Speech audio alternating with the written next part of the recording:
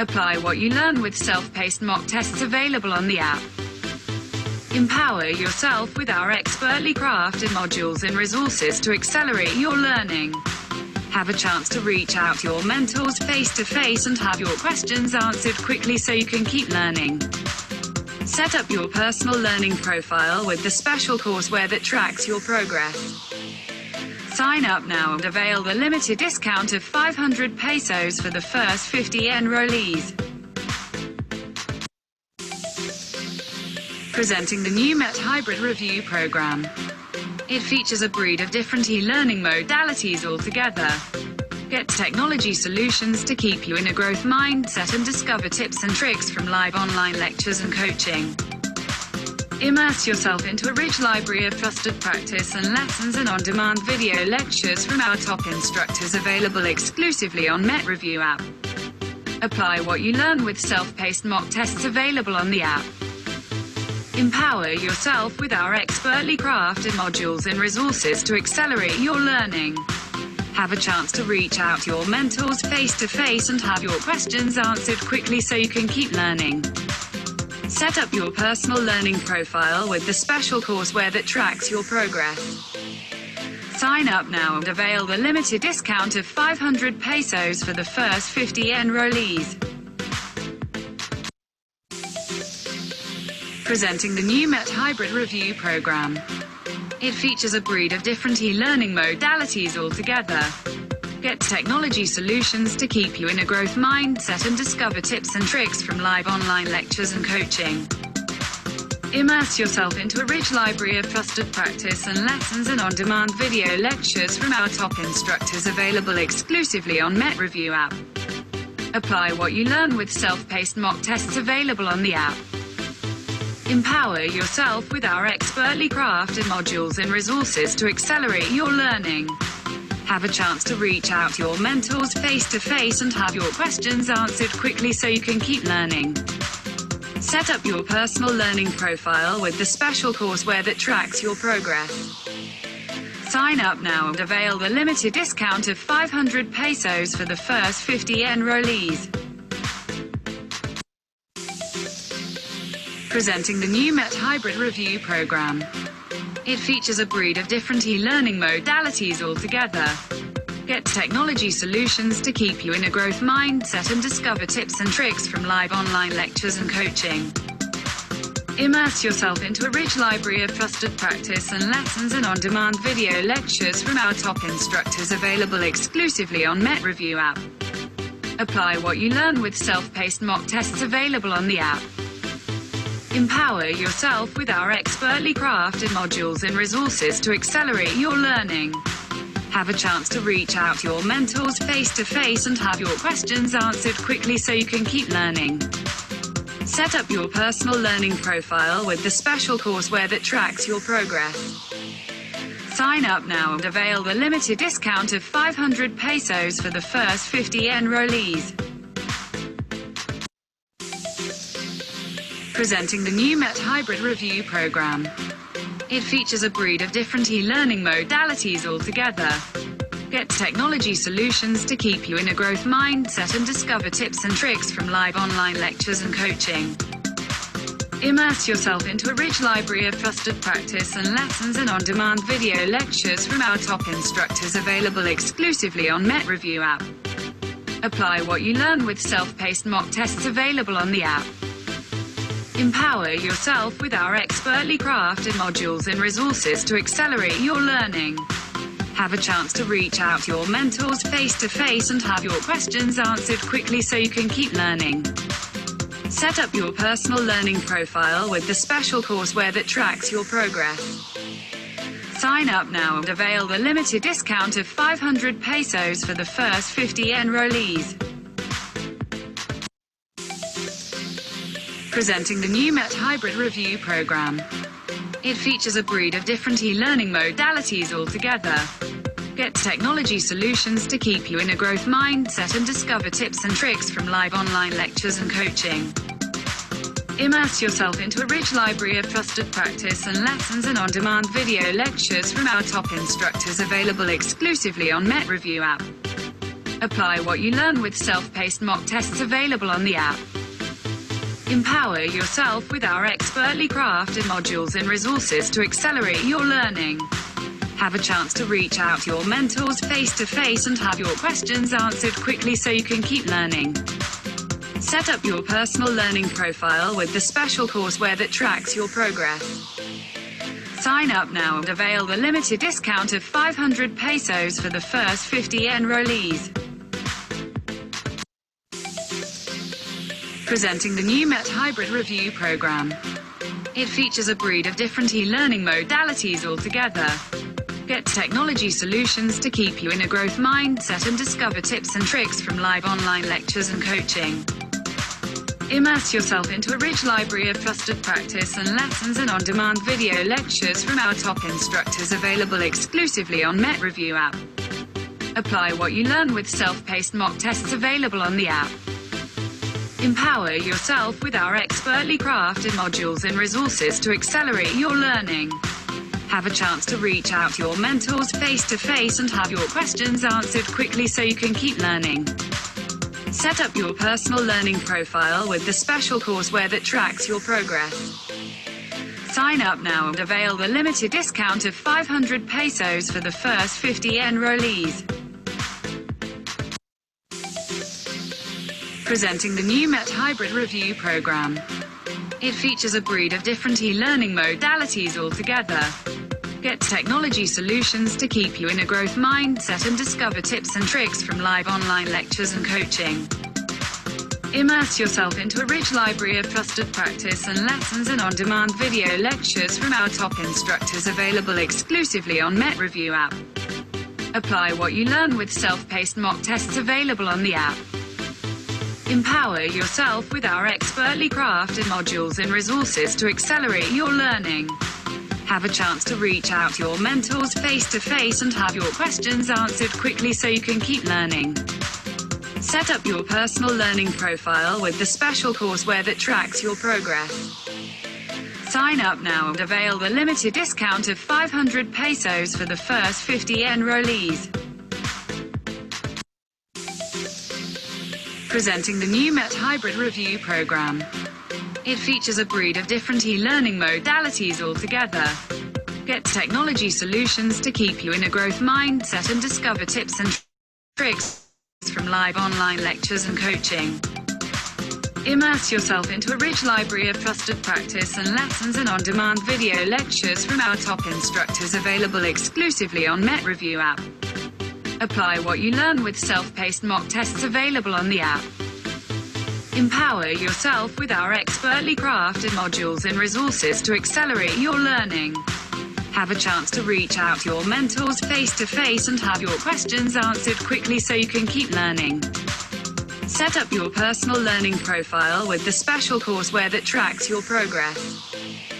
Sign up now and avail the limited discount of 500 pesos for the first 50 enrollees. Presenting the new MET Hybrid Review Program.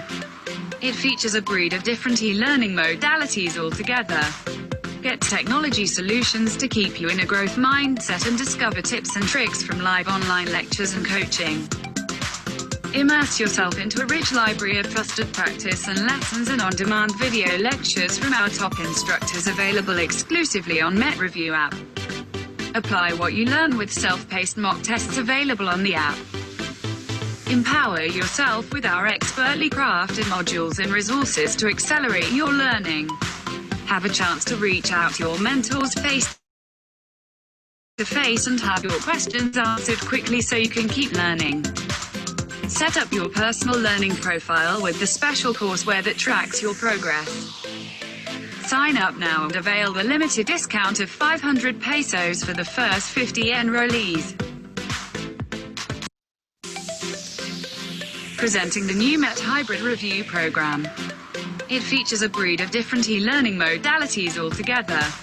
Get technology solutions to keep you in a growth mindset and discover tips and tricks from live online lectures and coaching. Immerse yourself into a rich library of trusted practice and lessons and on-demand video lectures from our top instructors available exclusively on MET Review app. Apply what you learn with self-paced mock tests available on the app. Empower yourself with our expertly crafted modules and resources to accelerate your learning. Have a chance to reach out to your mentors face-to-face and have your questions answered quickly so you can keep learning. Set up your personal learning profile with the special courseware that tracks your progress. Sign up now and avail the limited discount of 500 pesos for the first 50 enrollees. Presenting the new MET Hybrid Review Program. It features a breed of different e-learning modalities altogether. Get technology solutions to keep you in a growth mindset and discover tips and tricks from live online lectures and coaching. Immerse yourself into a rich library of trusted practice and lessons and on-demand video lectures from our top instructors available exclusively on MET Review app. Apply what you learn with self-paced mock tests available on the app. Empower yourself with our expertly crafted modules and resources to accelerate your learning. Have a chance to reach out to your mentors face-to-face and have your questions answered quickly so you can keep learning. Set up your personal learning profile with the special courseware that tracks your progress. Sign up now and avail the limited discount of 500 pesos for the first 50 enrollees. Presenting the new MET Hybrid Review Program. It features a breed of different e-learning modalities altogether. Get technology solutions to keep you in a growth mindset and discover tips and tricks from live online lectures and coaching. Immerse yourself into a rich library of trusted practice and lessons and on-demand video lectures from our top instructors available exclusively on MET Review app. Apply what you learn with self-paced mock tests available on the app. Empower yourself with our expertly crafted modules and resources to accelerate your learning. Have a chance to reach out to your mentors face-to-face and have your questions answered quickly so you can keep learning. Set up your personal learning profile with the special courseware that tracks your progress. Sign up now and avail the limited discount of 500 pesos for the first 50 enrollees. Presenting the new MET Hybrid Review Program. It features a breed of different e-learning modalities altogether. Get technology solutions to keep you in a growth mindset and discover tips and tricks from live online lectures and coaching. Immerse yourself into a rich library of trusted practice and lessons and on-demand video lectures from our top instructors available exclusively on MET Review app. Apply what you learn with self-paced mock tests available on the app. Empower yourself with our expertly crafted modules and resources to accelerate your learning. Have a chance to reach out to your mentors face-to-face and have your questions answered quickly so you can keep learning. Set up your personal learning profile with the special courseware that tracks your progress. Sign up now and avail the limited discount of 500 pesos for the first 50 enrollees. Presenting the new MET Hybrid Review Program. It features a breed of different e-learning modalities altogether. Get technology solutions to keep you in a growth mindset and discover tips and tricks from live online lectures and coaching. Immerse yourself into a rich library of trusted practice and lessons and on-demand video lectures from our top instructors available exclusively on MET Review app. Apply what you learn with self-paced mock tests available on the app. Empower yourself with our expertly crafted modules and resources to accelerate your learning. Have a chance to reach out to your mentors face-to-face and have your questions answered quickly so you can keep learning. Set up your personal learning profile with the special courseware that tracks your progress. Sign up now and avail the limited discount of 500 pesos for the first 50 enrollees. Presenting the new MET Hybrid Review Program. It features a breed of different e-learning modalities altogether. Get technology solutions to keep you in a growth mindset and discover tips and tricks from live online lectures and coaching. Immerse yourself into a rich library of trusted practice and lessons and on-demand video lectures from our top instructors available exclusively on MET Review app. Apply what you learn with self-paced mock tests available on the app. Empower yourself with our expertly crafted modules and resources to accelerate your learning.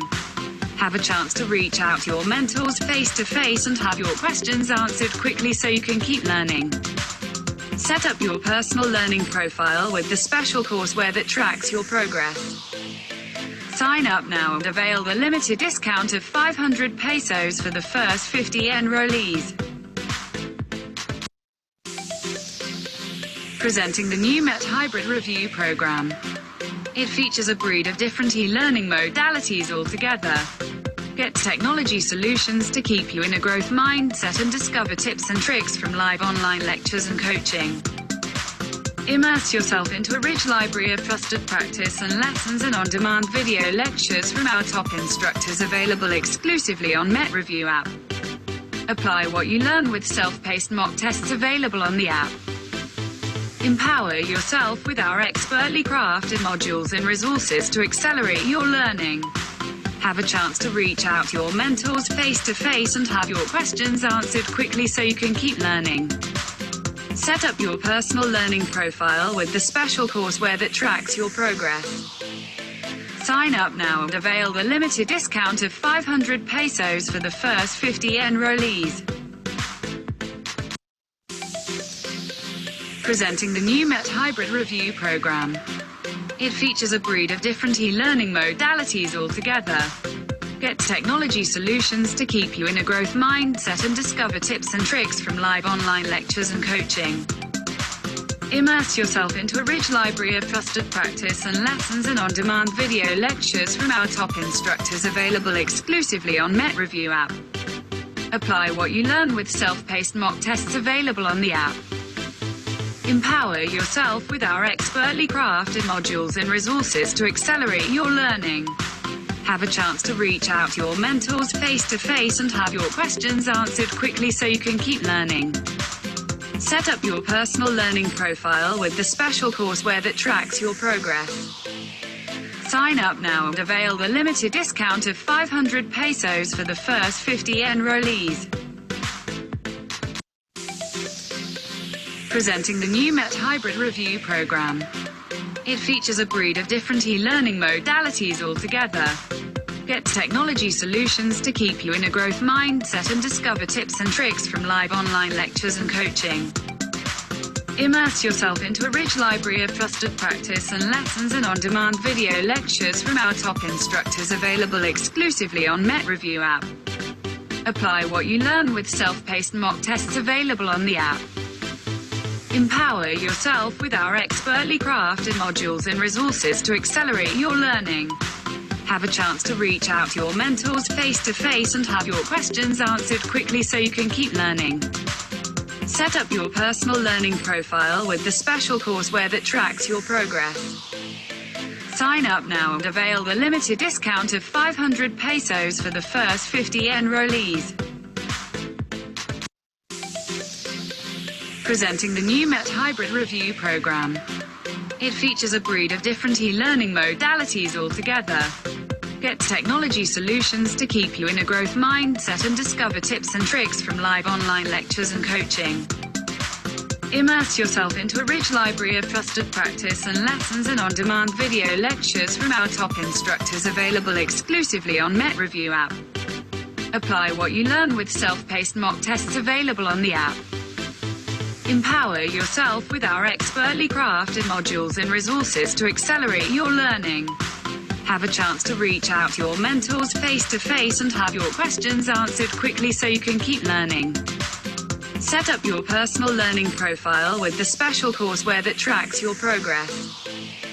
Sign up now and avail the limited discount of 500 pesos for the first 50 enrollees. Presenting the new MET Hybrid Review Program. It features a breed of different e-learning modalities altogether. Get technology solutions to keep you in a growth mindset and discover tips and tricks from live online lectures and coaching. Immerse yourself into a rich library of trusted practice and lessons and on-demand video lectures from our top instructors available exclusively on MET Review app. Apply what you learn with self-paced mock tests available on the app. Empower yourself with our expertly crafted modules and resources to accelerate your learning. Have a chance to reach out to your mentors face-to-face and have your questions answered quickly so you can keep learning. Set up your personal learning profile with the special courseware that tracks your progress. Sign up now and avail the limited discount of 500 pesos for the first 50 enrollees. Presenting the new MET Hybrid Review Program. It features a breed of different e-learning modalities altogether. Get technology solutions to keep you in a growth mindset and discover tips and tricks from live online lectures and coaching. Immerse yourself into a rich library of trusted practice and lessons and on-demand video lectures from our top instructors available exclusively on MET Review app. Apply what you learn with self-paced mock tests available on the app. Empower yourself with our expertly crafted modules and resources to accelerate your learning. Have a chance to reach out to your mentors face-to-face and have your questions answered quickly so you can keep learning. Set up your personal learning profile with the special courseware that tracks your progress. Sign up now and avail the limited discount of 500 pesos for the first 50 enrollees.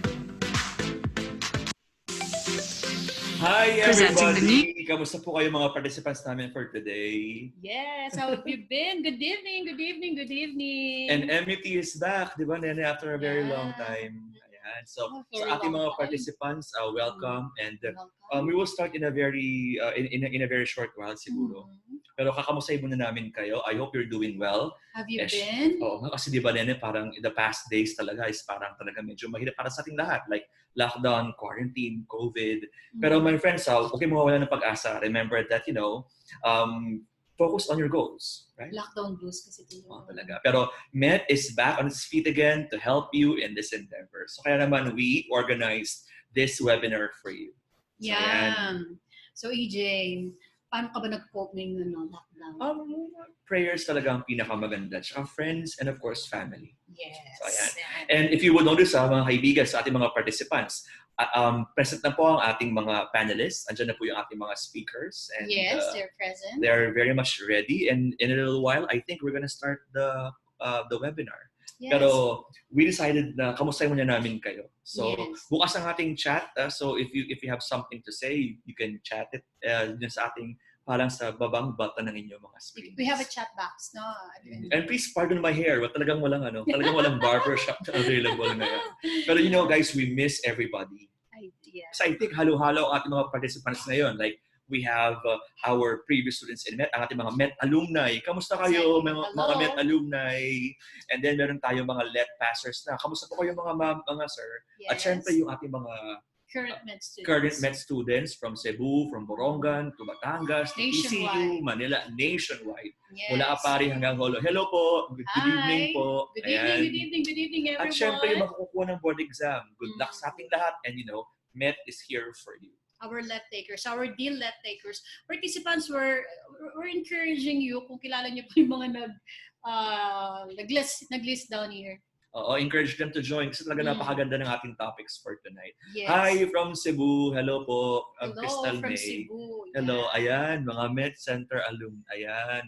Yeah. So we have 2 minutes before we start. Alam niyo kanina nag-FB live kami. Oo nga pala yung FB Live. Oo, you may check it out in our MET Review Center. Andun po page. lahat ng information about yung bagong hybrid program ng MET. So check it out, ha? Check it out. Then, dahil sa insistent public demand, we might, continue to have Webinars like this and FB Live. FB na parang Live. kanina. And your favorite lecturers will be accommodating. Yes. So, bawa kami kanina ni Sir Edward. Susunod, yung ibang lecturers naman. Hi! Hello, Sir Edward. Talaga naman. Ayan. Iba din. And then, ano pa ba? Sa FB Live, support natin po yung ating FB page, Yes. MET Review Center. Yan MET ang Review page. Center. Kanina makita nyo doon. Nandun yun. Recorded na po yun. Oo. Feel free to, go back. Totoo Go yan. over. So, yun.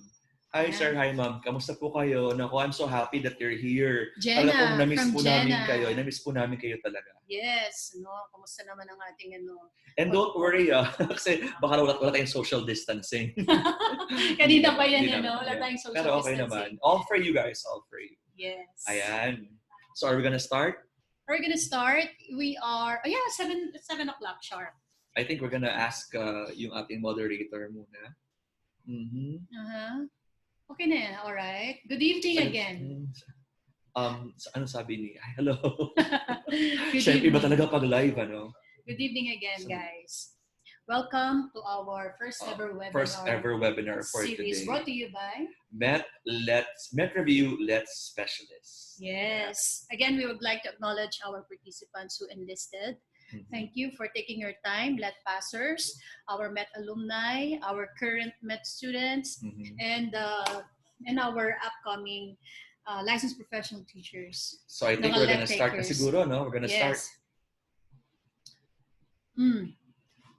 Sige po. This is live, right? Ito ang first time ka talaga parang di pa kami sanay, pero I think we're gonna get the hang of it, right? Yeah. So ayan.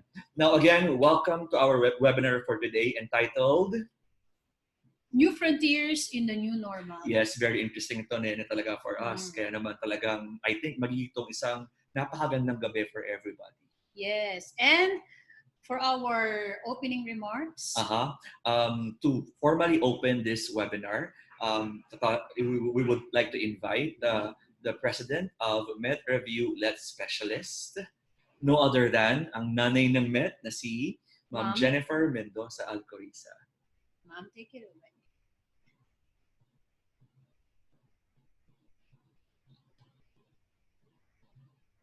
Hi, good evening teachers.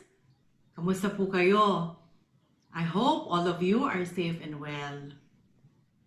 Welcome to Met Review Center's webinar with the theme New Frontiers Under New Normal.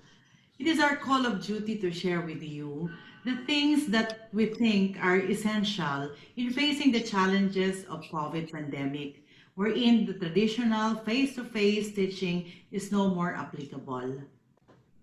Choosing the best technology available to deliver instructions, strategies, and even designing assessment that can be best suited in different modalities that we may adopt are the common problems in each one of us now. Capacity building like this webinar may take you on board. Met Review Center is here.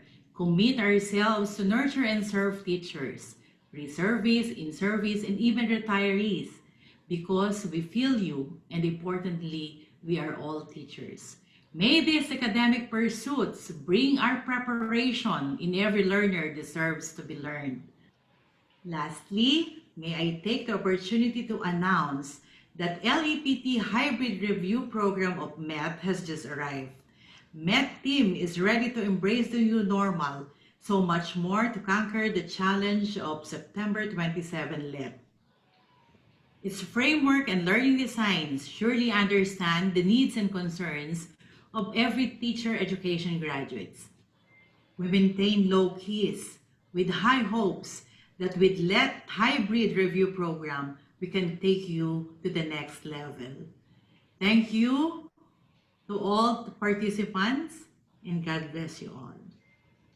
Wow. Thank you, Ma'am Jen, for that very heartfelt opening remarks. And she mentioned something about the hybrid program of MET. That's one big word, hybrid. Yes, actually, if you want to know more about the hybrid program, just visit the Facebook Met the Met Facebook page, and doon yung FB Live namin ni Miss Nene explaining yung hybrid. Pero siguro daanan natin ng mabilisan yung hybrid na to. Let's wrap it up. Oh, sige, yung mabilis lang, Ma'am Nene. So the hybrid LET review program ng MET is composed of number one, meron tong Met mobile app, and then meron din siyang libreng book, and then yung ating pinagmamalaking Zoom live lecture, meron din siyang mga libreng modules, at syempre yung deepening ng mga topics. At syempre mga kaibigan, if the situation would permit it, magkakaroon din tayo ng mga small group mentoring sessions. of course, the CUT. Syempre ito, libre na ang cut dito sa ating bagong hybrid Competency program. upgrade technique. And the price is 4,000 pesos, mga kaibigan. So very cheap lang. And if you want to know more about it, just visit the Met Facebook page. Yeah, Ayan. all in na po yung 4,000, Mhm. ano? And tingin ko, we are now ready. But before we formally begin, we need to discuss first yung conduct of this webinar. Now, tonight, mga kaibigan, we will have 4 esteemed speakers. And during their lectures, mga kaibigan, you can post your questions sa Q&A button dyan sa baba ng Zoom screen ninyo. And after the lecture, then probably they would answer it after all the lectures are done. Ibig sabihin, mga kaibigan, lahat ng mga tanong ay sasagutin pagkatapos ng ating 4th speaker. For example, I would like to address this question to Sir Nico. Sir Nico, blah, blah, blah, blah. Pero lahat yan mangyayari after magsalita ng ating last speaker. Yes. So magkakaroon ng open forum na parang panel session ito at the end of the webinar. Yes. So post your comments and then they will be answered after all the speakers are done with their lectures. So yun po. Are you ready? So I think we're ready. Are we on? Kasi medyo tayo ngayon, loaded tayo ngayong evening na to for our webinar. So without much further ado, let us introduce to you our first speaker. Our first speaker is the youngest. Yeah, the youngest and yet one of the most accomplished lecturers here in MAT. And we're so proud of this person. Yes, very promising, Presently, he's working with Teleworks Philippines as training content developer. He's also an author and consultant at Diwa Learning Systems, so meaning he had written several books already, take note, published. And he graduated from Technological University of the Philippines, Manila, with bachelor's degree in industrial education, major in computer education. Also in the same university, he'll be finishing his master's degree in educational technology. And of course, he's a licensed professional teacher. Friends, it is my pleasure to introduce to you our very own Mark Lesser Jan Sabun. He's going to talk about unboxing and online learning as a response to the new normal. Mark, hello! Hi, Mark! Hi! Kumusta naman kayo dyan sa Las Vegas? California. Magkakalayo tayong lahat. So, para so Mark, take it away. Para sa kaalaman ng lahat, magkakahiwalay po kami. And konti lang yung magkakasama dyan sa Met. Ngayon pa lang pinapractice na namin yung remote teaching and learning, which is yun yung pag-aaralan natin ngayong gabi. I will share with you my slide. So my topic is all about unboxing online learning as a response to the new normal. So ngayon, ngayong araw na ito, merong pinagkakaguluhan yung mga tao at ito yung Lazada 6/6 sale. Tama ba ako? Okay. Marami umu-order sa Lazada and then ano ba yung nafe-feel natin sa tuwing dumadating yung mga package natin? Sobrang saya natin. And ngayon na dumating na yung new normal, merong bagong package na dumating sa atin, which is the online learning. At bago natin gamitin, bago natin i-integrate yung online learning sa ating mga klase, kailangan nating matutunan what is online learning. So this is our response to the new normal. Now, I have a question for everybody. My question is, how can we make ourselves relevant into the new normal? So, nung nagkaroon ng pandemic, siguro nagkaroon ng anxiety yung mga private school teachers. Nako, saan na kaya ako magtuturo?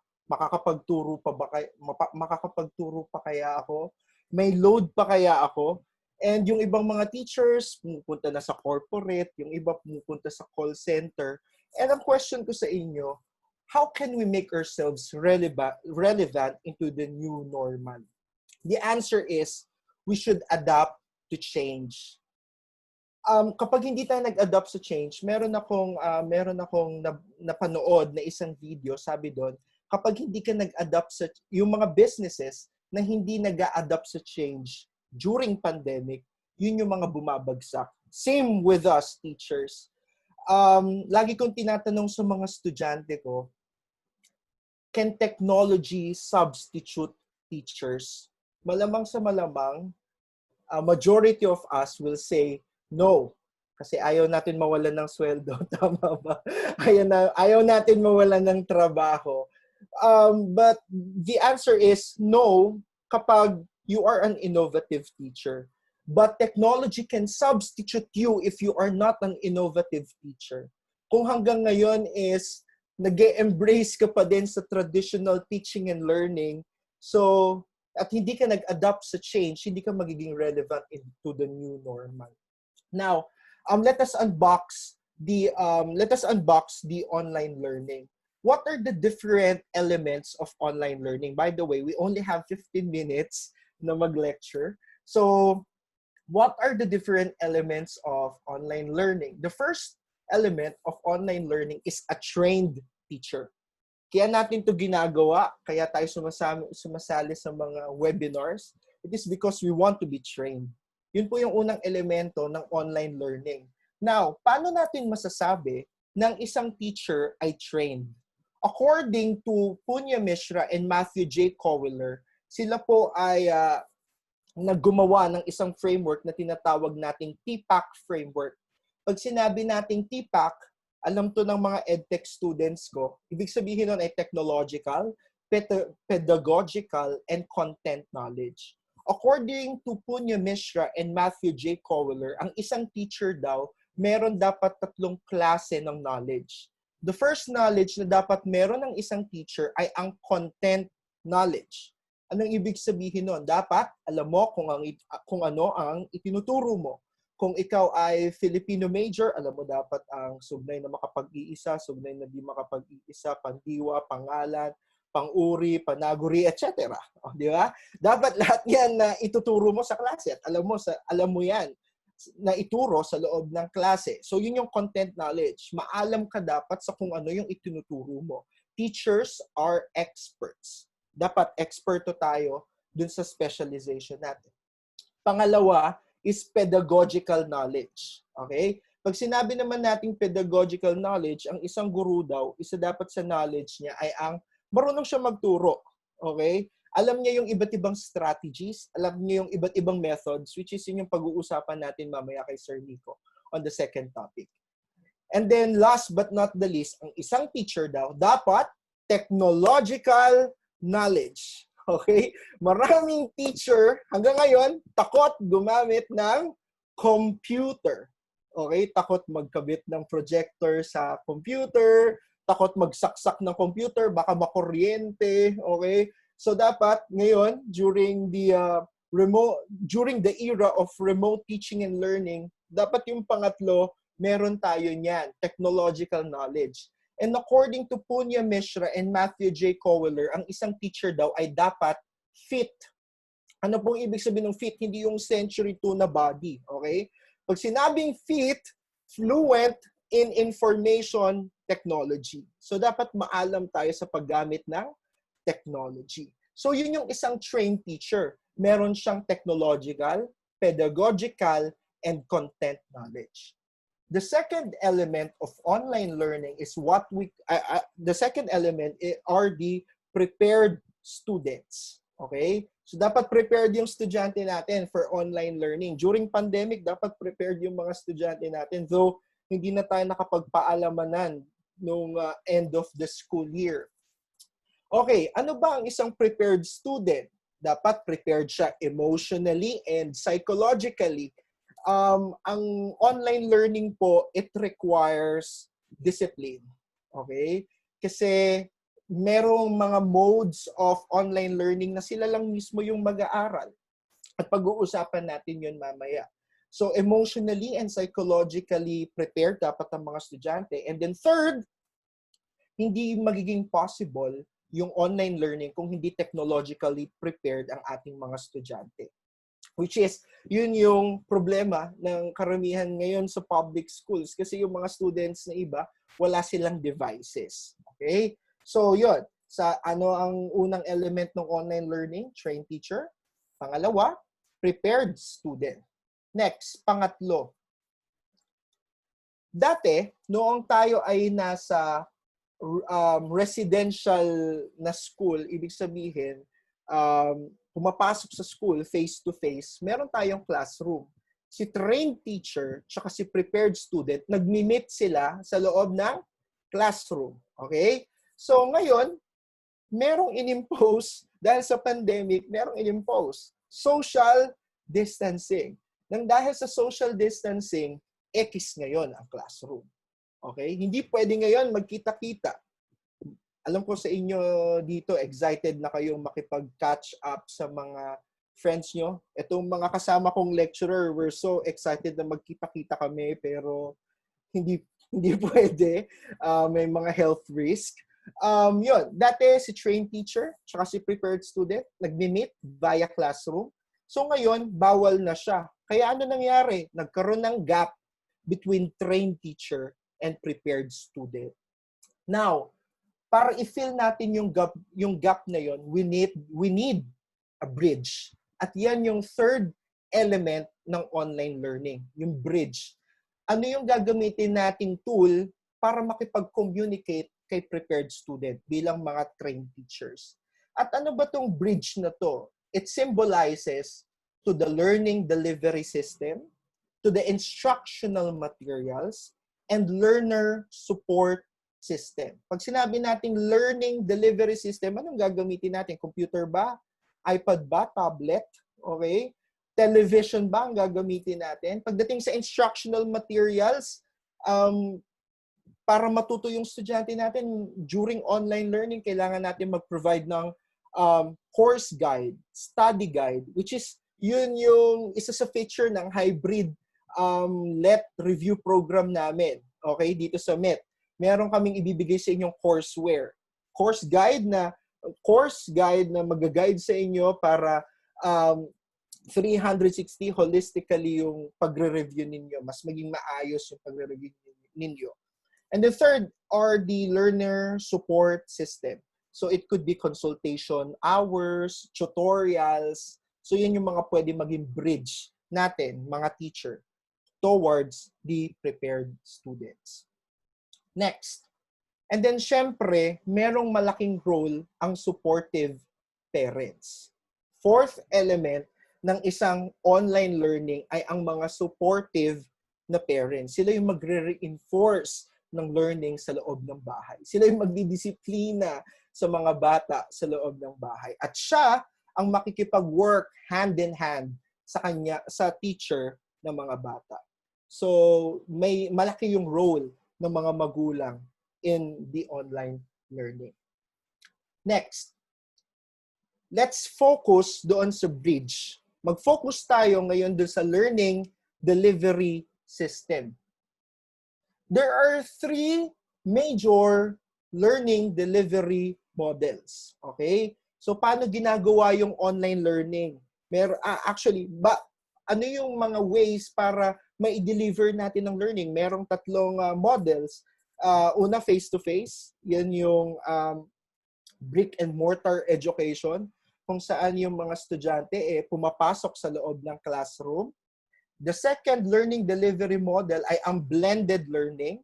Ano ba tong blended learning na to? It is the combination of F2F or face-to-face learning and online learning. So may days na papasok si student sa loob ng classroom at may days din naman na online learning lang din siya. Which is pag-uusapan natin mamaya sa flipped classroom with Sir Nico.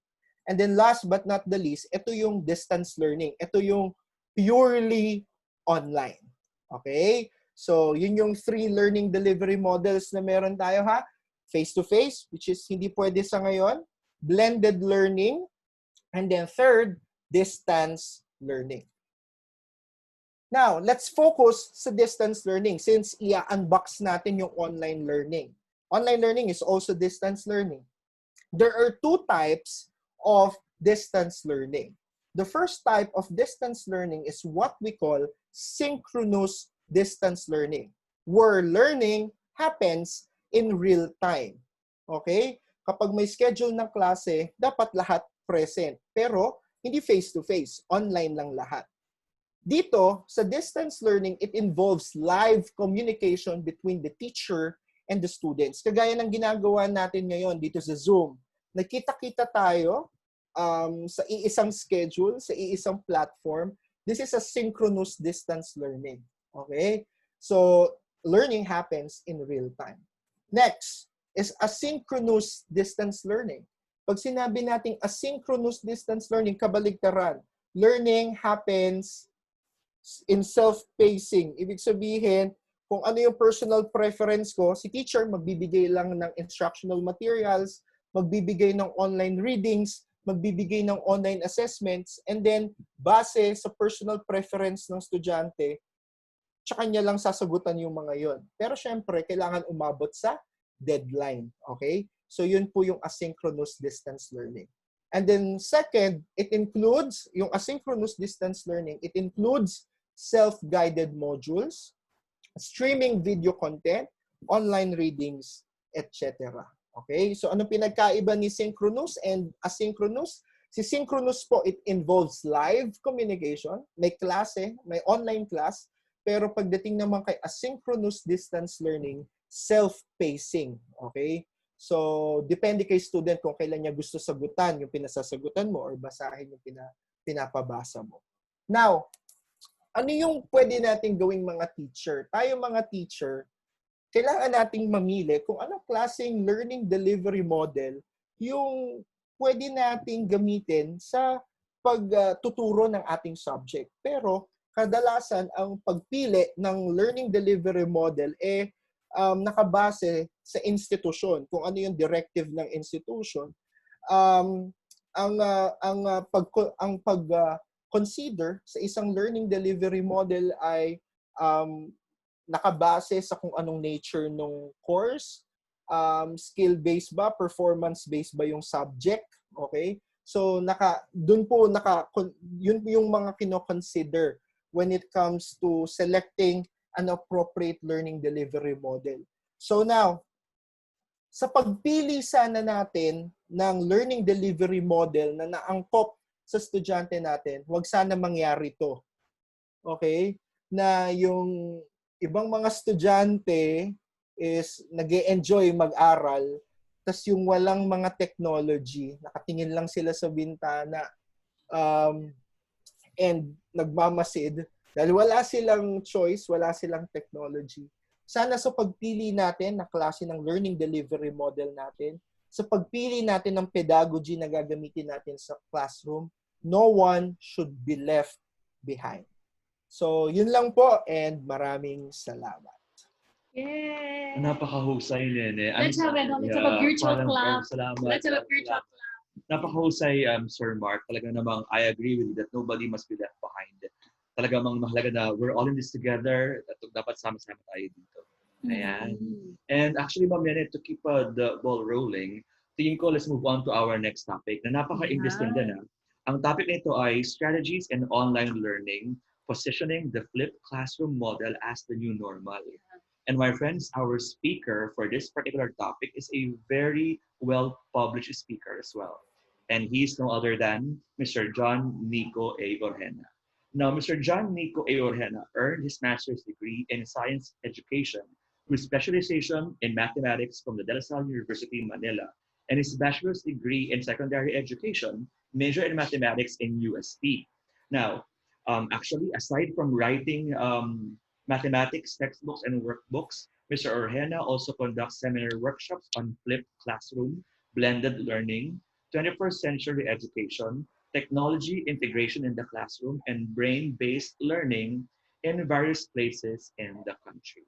At mga kaibigan, I am proud to say that Nico, as we fondly call him, Boss is Nico. also a part of Met Review Let's Our Specialist. mathematician. Yes, my friends, with pleasure, let me introduce to you John Nico Orjena. Hi everyone, good evening. Hi! Ayan, so naririnig naman ako, no? So, we're done with the lecture of Sir Lester. Gusto ko lang i-check kung okay pa kayo.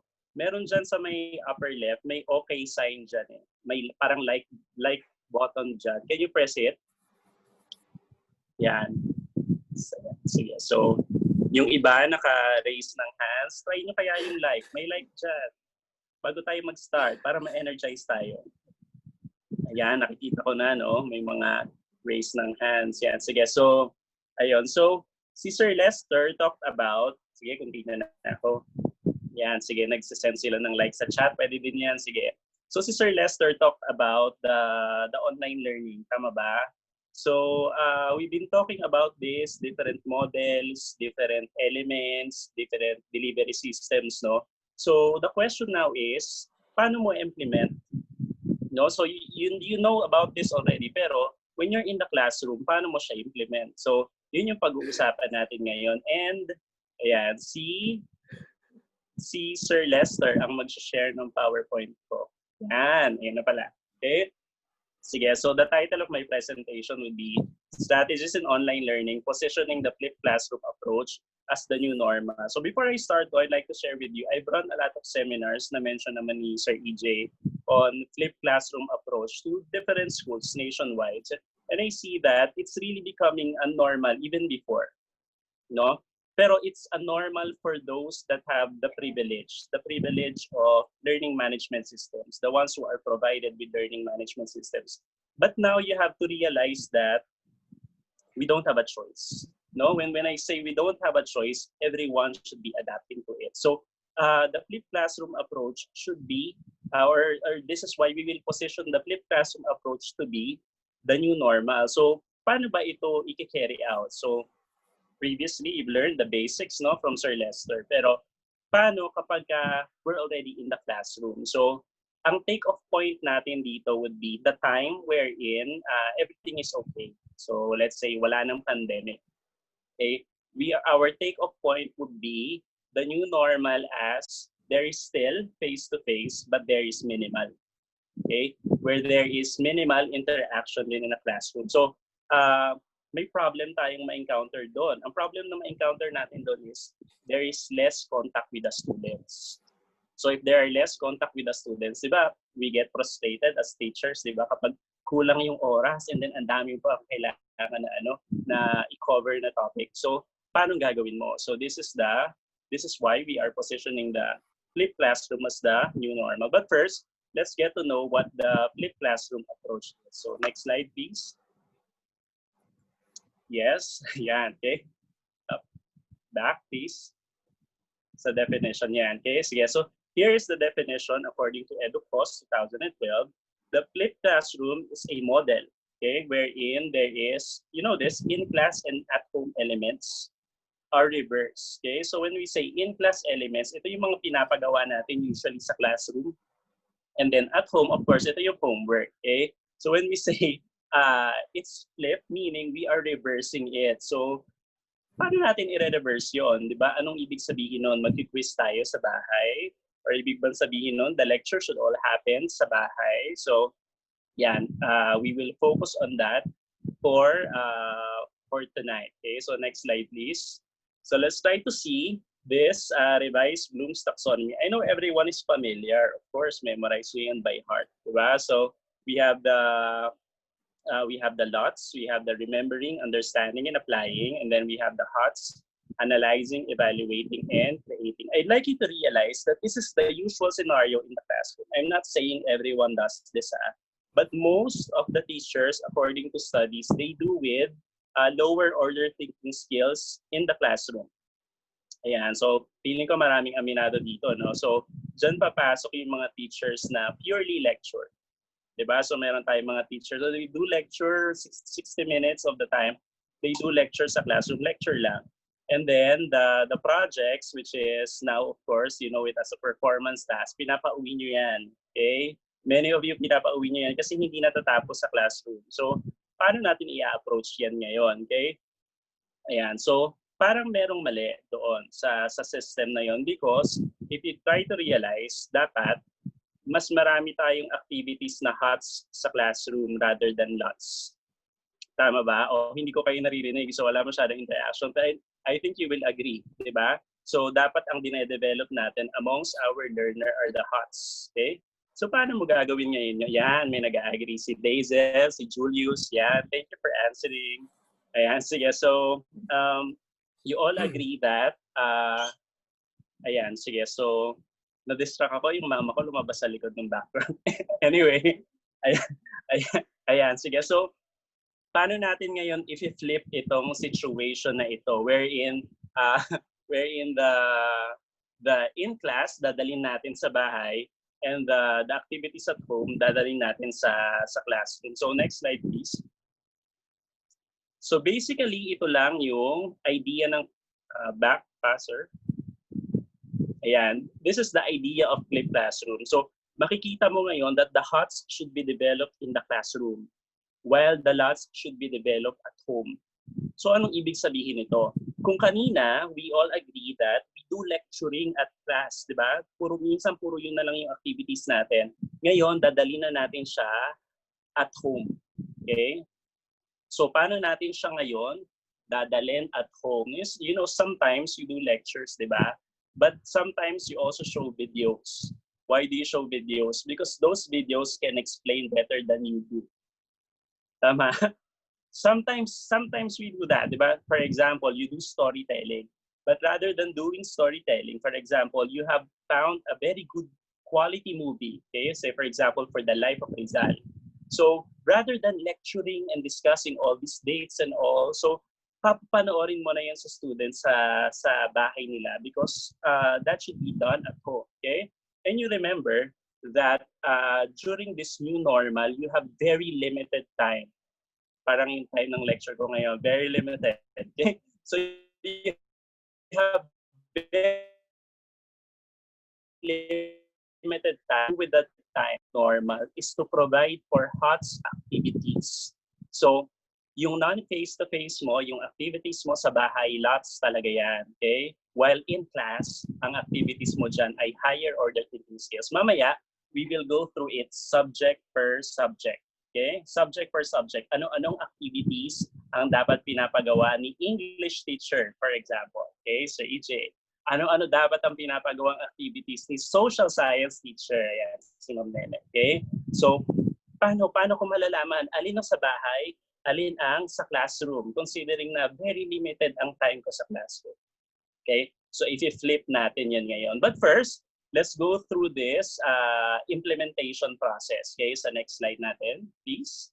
So ito yung ating overcoming hurdles in implementing flipped classroom. So paano mo ba siya i-implement? So meron na tayo ditong 5 points. Di pala kita ito pala. Meron tayong 5 points. The first point is access. Okay? Very striking, no? Yung last slide ni Sir Lester kanina. Ano sabi niya? When implementing online learning, no one should be left behind. Yes, so learning for all. Okay? So anong sinasabi natin dito sa access? When we say access, when you provide for learning activities, di ba you expect that you have a platform. So doon mo i-deliver yung mga, okay, watch these videos, read this article, di ba yun yung mga remembering, understanding, lots yan eh. So papagawa mo siya sa bahay. So paano mo bibigyan ng access ang lahat? Okay, so let me share this with you. During the last leg no? Towards the end of our online learning in UST, we are not forced to use the platform UST provides.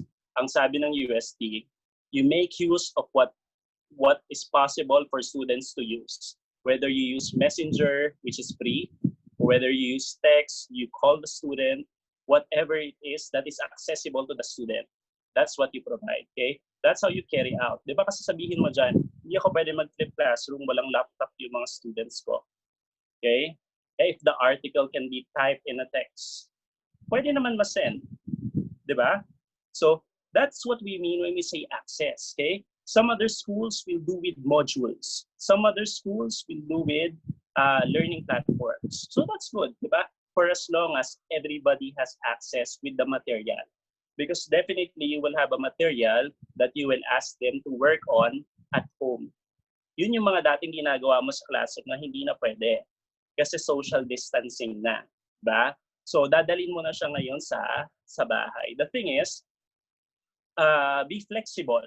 Diba? Be flexible in the implementation of all of this. No? Provide all the access possible for the students. Okay? Huwag natin sabihin na hindi tayo pwede mag-Facebook. Hindi yan professional. Social media platform yan is not for education. And that's the one that's free. Diba? Ayan. Okay? Sige. So we all agree? We all agree, I think. Okay? Next is, there's one skill that your students need to learn in all of this online learning, and dapat we train them even when they're young. Yan yung mga elementary teachers natin dito. So we need to teach them how to watch. Okay? Sir, how to watch? Hindi kasi marunong manood. Okay? So anong ibig sabihin ng how to watch? Okay? When we say how to watch, di ba, you have a material.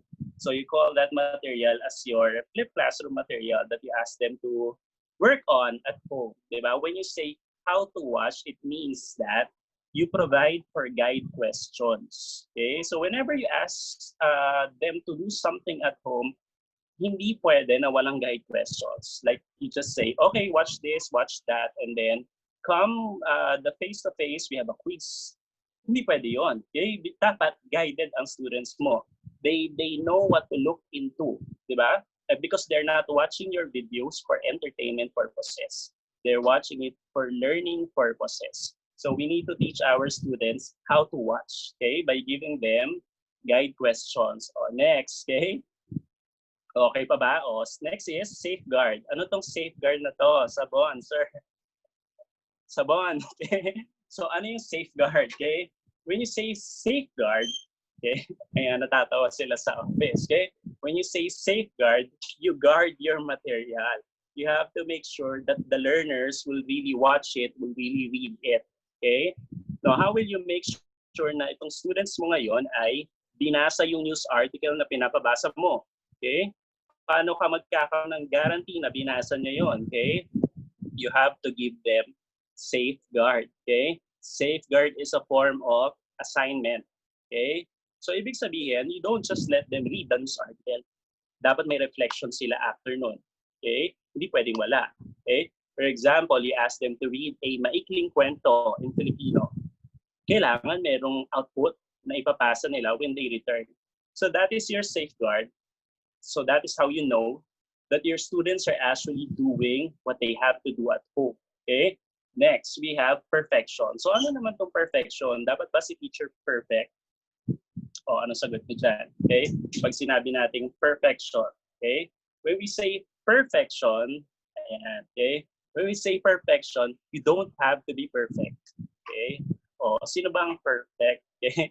So when you say perfection, yung sinasabi natin dyan is when you start up material, you know, familiar kayo for sure sa mga YouTube videos that you find. For example, a lecture in cell biology. Makikita mo yan sa YouTube. Merong mga lecturers na nire-record nila yung sarili nila. Binibidyohan nila yung sarili nila. And then, ipapanood nila yun sa students. Okay? Because they have been doing flipped classroom ever since. Okay? And they are not the type to repeat to every class, every lecture. Okay? So, dyan yung, when you do flipped classroom also, hindi dyan yung laging paos si teacher. Kasi nga hindi siya nagla-lecture. Mag-lecture siya once, okay? Binidyo record niya, okay? Yun yung magagandang video record na yan that you ask your students to watch. Kitang-kita niya yan sa Met app, okay? So you really need to subscribe to the Met app because it's all there, okay? Ayan, may promotion na nangyayari, ano? Pero that's what it means. No, when you start up your videos, for example, nagre-record ka na ng videos mo. Anyway, ito, pwede mong i-show multiple times. Hindi mo kailangan mag-lecture na mag-lecture, di ba? Saka ang goal mo is, panoorin ka na lang ng mga bata sa bahay, di ba? You don't have to be perfect, okay? The students also will not expect you to be perfect. You know, even if there is one material in YouTube that is better than your material, than your self-explaining, they will watch you because they like it personal. Okay?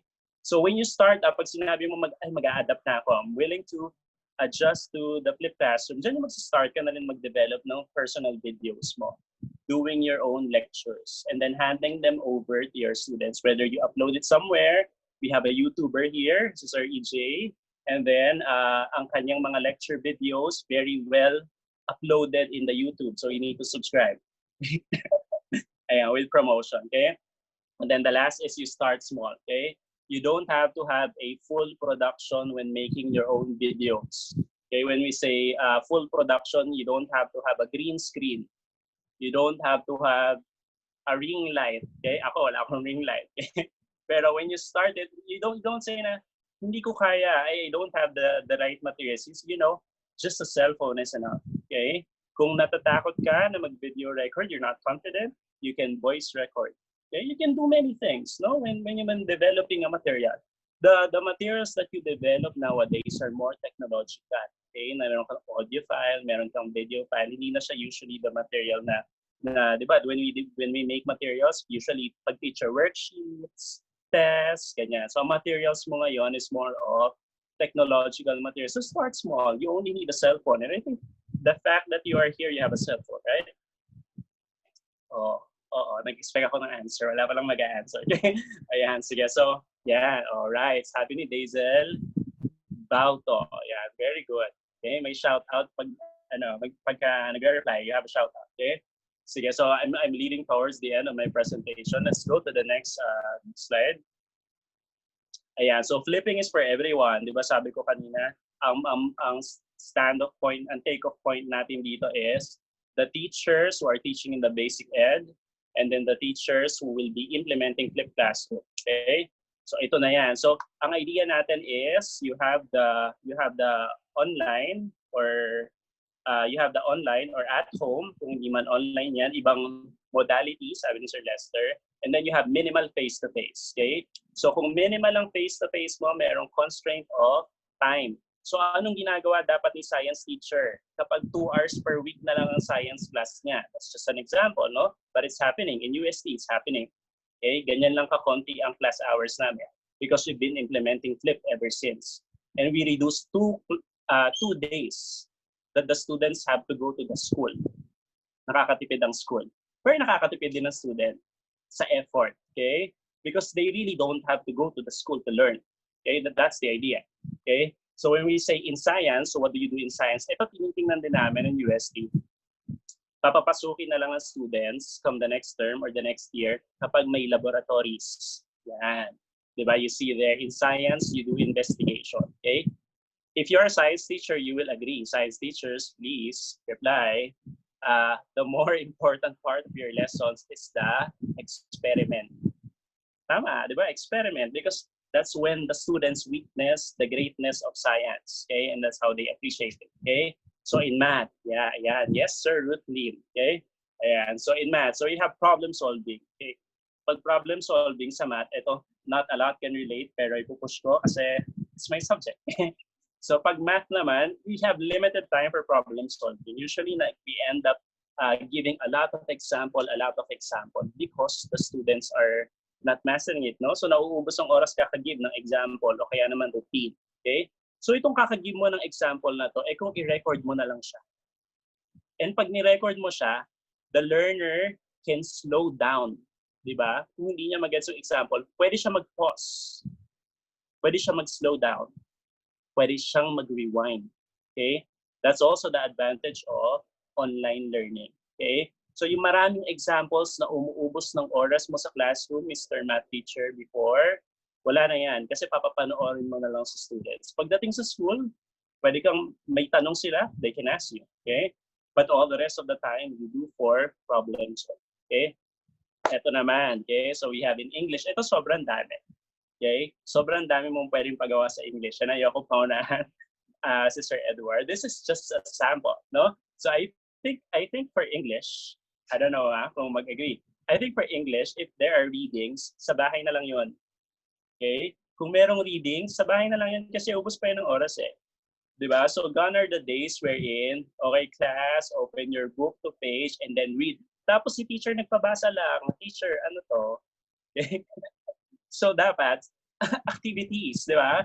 Activities, monitor students' progress. Since limited ang time, dapat expected mo na nabasa na ni students yung articles bago pa sila pumasok.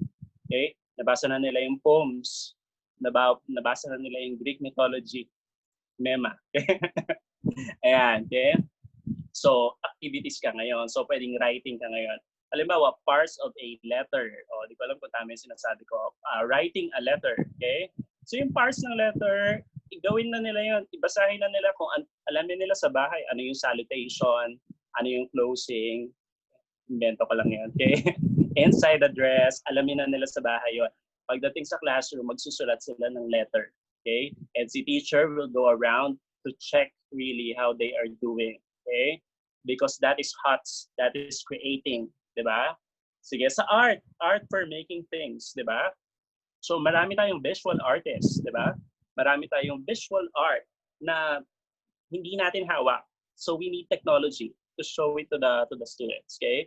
Have the learners watch a video seeing all the iba pa rin ng art in person, okay? Have the learners browse through this art, and then in the classroom, ask them to make art. I think that's better, di ba? Ask them to make art. That would really show their appreciation of art. Okay, ayan, sige. So, kuha nyo ba? So, wala pa ba yung subject nyo? Next, okay? Next slide na natin, okay? Social Studies Dialogue, okay? Ito, favorite ko sa Social Studies to, okay? Si teacher ko palaging ganito, ang gagawin niya when I was high school, magpapabasa yan ng news article, okay? Papabasa siya ng news article. Siyempre, babasahin niya ng masinsinan yung news article. So, medyo matagal yun, di ba? And then, excited ako sa activity niya lagi. Pagkatapos magbasa ng article, usually pag social studies, ganito yan. Magde-debate. Gusto ko nung kikipag-debate. Ayan, so excited ako lagi pag-debate. But in reality, with the 1 hour that there is, okay, papabasa mo yung article sa student, hindi niya maintindihan, he would have to read it all over again. Uubos yun ng oras. And the fun part, the debate part, ang konti-konti na lang, di ba? Kakasalang nyo pa lang, magde-debate na kayo, time na. Okay? So that is the limitation. So now, since the more na limited yung time natin, yung mga pinapabasa natin na ganyan, okay, bawa parts of history, basahin na nila sa house. Pagdating nyo sa classroom, dialogue kayo. Okay? Dialogue kayo sa classroom because that is HOTS, di ba? That involves synthesis, that involves evaluation. So, di ba? So, pag sa classroom talaga, active ang students. Okay? Unlike sa bahay, medyo passive sila dyan. Pero, kasi ayaw mo ng passive sila sa classroom. Okay? Active sila dapat sa class. Okay? Ito naman, PE. Okay? I'll share with you one particular experience sa PE. Okay? My PE class before. My PE class before is basketball. Okay? So, excited ako, basketball. Okay? So, bagong basketball, nagturo muna si teacher. History of basketball. My God. Okay? History of basketball. Diniscuss niya for 25 minutes. Okay? Pagka-discuss niya ng history ng basketball, okay, sige class, dress up, magpalit kayo ng PE uniform. It took us 10 minutes to change to PE uniform. Okay? After namin mag-change to PE uniform, 10 minutes. 5 minutes, go to the field. Okay? Pagbaba namin, 15 minutes na lang. Okay? Hindi pa namin nahawakan yung bola. Okay?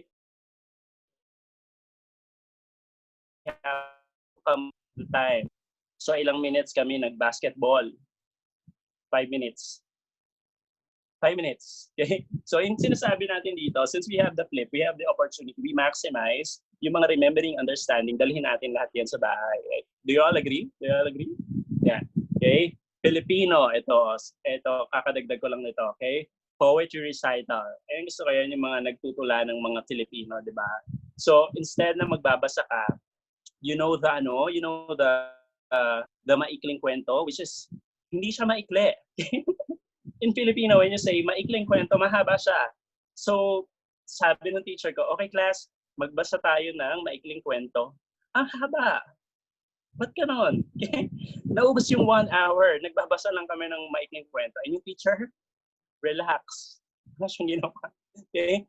Pero mas maganda sana kung pag nagka-class tayo, ayan, Filipino, mag-poetry recital tayo, magpagalingan tayo sa pagbigkas. Okay? Magpagalingan tayo sa pagsulat. So, ganyan. Okay? Or basically, ganun yung patatakbuhin ng flip classroom. Okay? Yung mga lower order thinking skills, dadalhin nyo sila lahat sa bahay. Okay? And then yung higher order thinking skills, dadalhin nyo siya sa classroom. Remember, in the new normal, limited time in the classroom. So you have to maximize. And now you know what to choose, what activities to do in the classroom and what not to do in the classroom. Okay? So we avoid the students being passive, dapat active sila because ang activities nila puro HOTS ang activities nila. So that is my presentation. Let me just leave you with this. Next slide, please. So the flipped classroom model has a lot of potential to being the new normal approach to teaching and learning. However, for an effective flip to transpire, careful and deliberate preparation from the teachers will be required. So you will find na ang dami yung ginagawa or gagawin pag mag-flip classroom kayo. But I'm telling you to be worth it. Sa kapag nagawa nyo na siya, ulitin nyo na lang siya. So good luck on the upcoming new normal. Everyone is excited for this pandemic to be over. I still believe that everyone here is innovative enough to adapt to these trying times. We've shared with you the strategies. Now it's time for you to implement. So thank you so much for listening. Thank you. Salamat, Sir Thank you. Nico. Thank you. Salamat. Ang ganda-ganda ng flip classroom na Alam ko na yung gagawin ko sa English class ko next time. Alright. Salamat.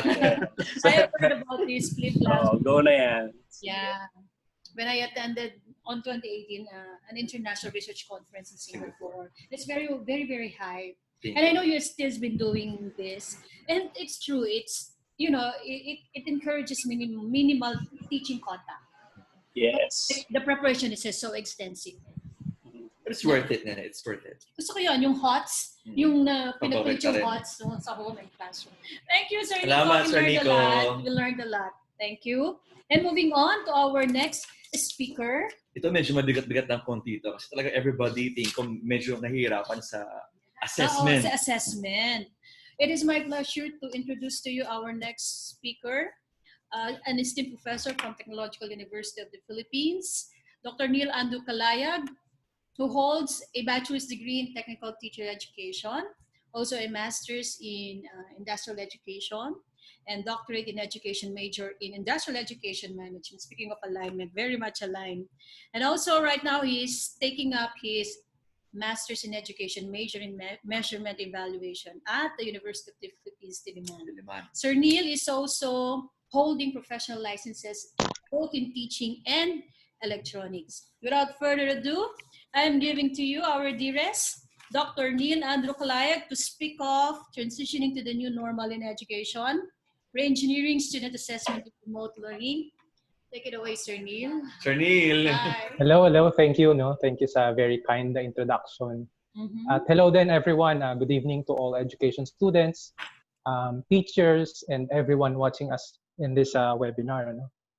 I am your Sir Neil, and I will be sharing with you some insights on re-engineering student assessment for remote learning. Tutulungan ako ni Sir Mark sa slides ko. Friends, as you know, at I think naobserbahan nyo naman, this would just be a very short talk, about 15 minutes. And so I have to set some expectations here. Next slide po, Sir Mark. This short talk about re-engineering assessment is not about, number one, how to do assessment in remote learning. So wala tayong discussion dito ng step-by-step instruction kung paano ang remote learning assessment. Number two, it is also not about prescribing a specific one-size-fits-all solution sa issue ng assessment when it comes to remote learning. And definitely, we would not advocate a total abandonment of what we teachers have been doing para sa mga viewers natin at teachers na, or what have been taught to our education students, para naman sa mga viewers natin na estudyante ng education or kagagraduate pa lang sa kursong education at magte-take na ng LET. Next slide po, Sir Mark. And obviously, this would also not be about going back to normal. When we say going back to normal, yung pre-pandemic normal. Instead, what we will do here is to go back to basics. Babalikan natin yung mga foundations, fundamental principles ng assessment as we try to re-engineer our way sa new normal. So let's begin. I think ready na kayo. Next slide, Sir Mark. Again, just to ensure na nagte-take off tayo sa same point. This have been described earlier by Sir Nico But just to emphasize, our new normal here is the situation under what we refer to as the modified, no, general community quarantine, or MGCQ. Therefore, in Metro Manila or the National Capital Region, masasabi natin na we are not yet under the new normal because we are still under GCQ or General Community Quarantine. While some localities have already transitioned sa MGCQ, may mga probinsya na matagal nang nasa MGCQ. This is the reason why I emphasized earlier na there's really no specific one-size-fits-all solution sa issue ng remote learning assessment. You know, because localities, provinces, cities, regions have varying situations. Going back, in MGCQ po, ang ating Interagency Task Force for Management of Emerging Infectious Disease, o yung tinatawag na IATF, EID, states that under MGCQ, face-to-face classes may be done, no, in higher education institutions or HEIs. But there has to be strict compliance with, we call this as minimum health standards, no, base sa policies ng DOH.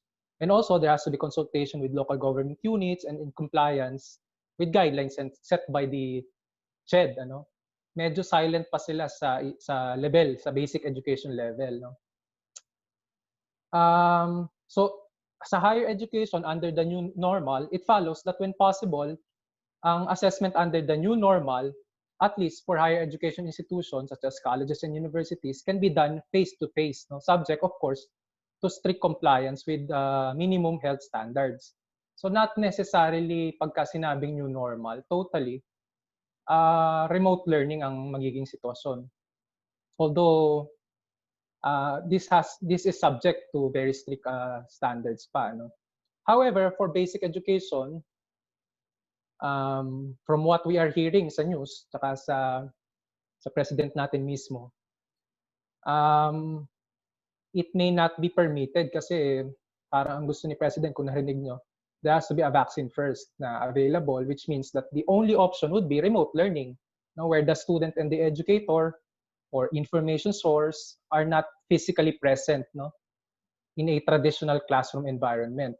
At ang remote learning can either be asynchronous or it could also be synchronous. So kung sinasabi natin synchronous, ang feedback dito real time. Kapag ka naman asynchronous, yung setup na yon would not enable that type of interaction, yung real-time interaction. Pwede rin namang combination of both. No? Next slide po. Okay. So having clarified what we mean by the new normal, let us recall what assessment is. No? I think palagay ko lahat tayo alam o may ideya kung ano ang assessment. Ano? Within the classroom setting, assessment is defined by DepEd through the DepEd Order Number 8, series of 2015, as an ongoing process, no, of identifying, gathering, organizing, and interpreting quanti and quali information about ano ba ang kayang gawin ng ating estudyante, ano ba ang alam nila, no, what they know and can do. Understandably, wala man sa loob ng isang literal na classroom ang ating students sa new normal, the same definition applies.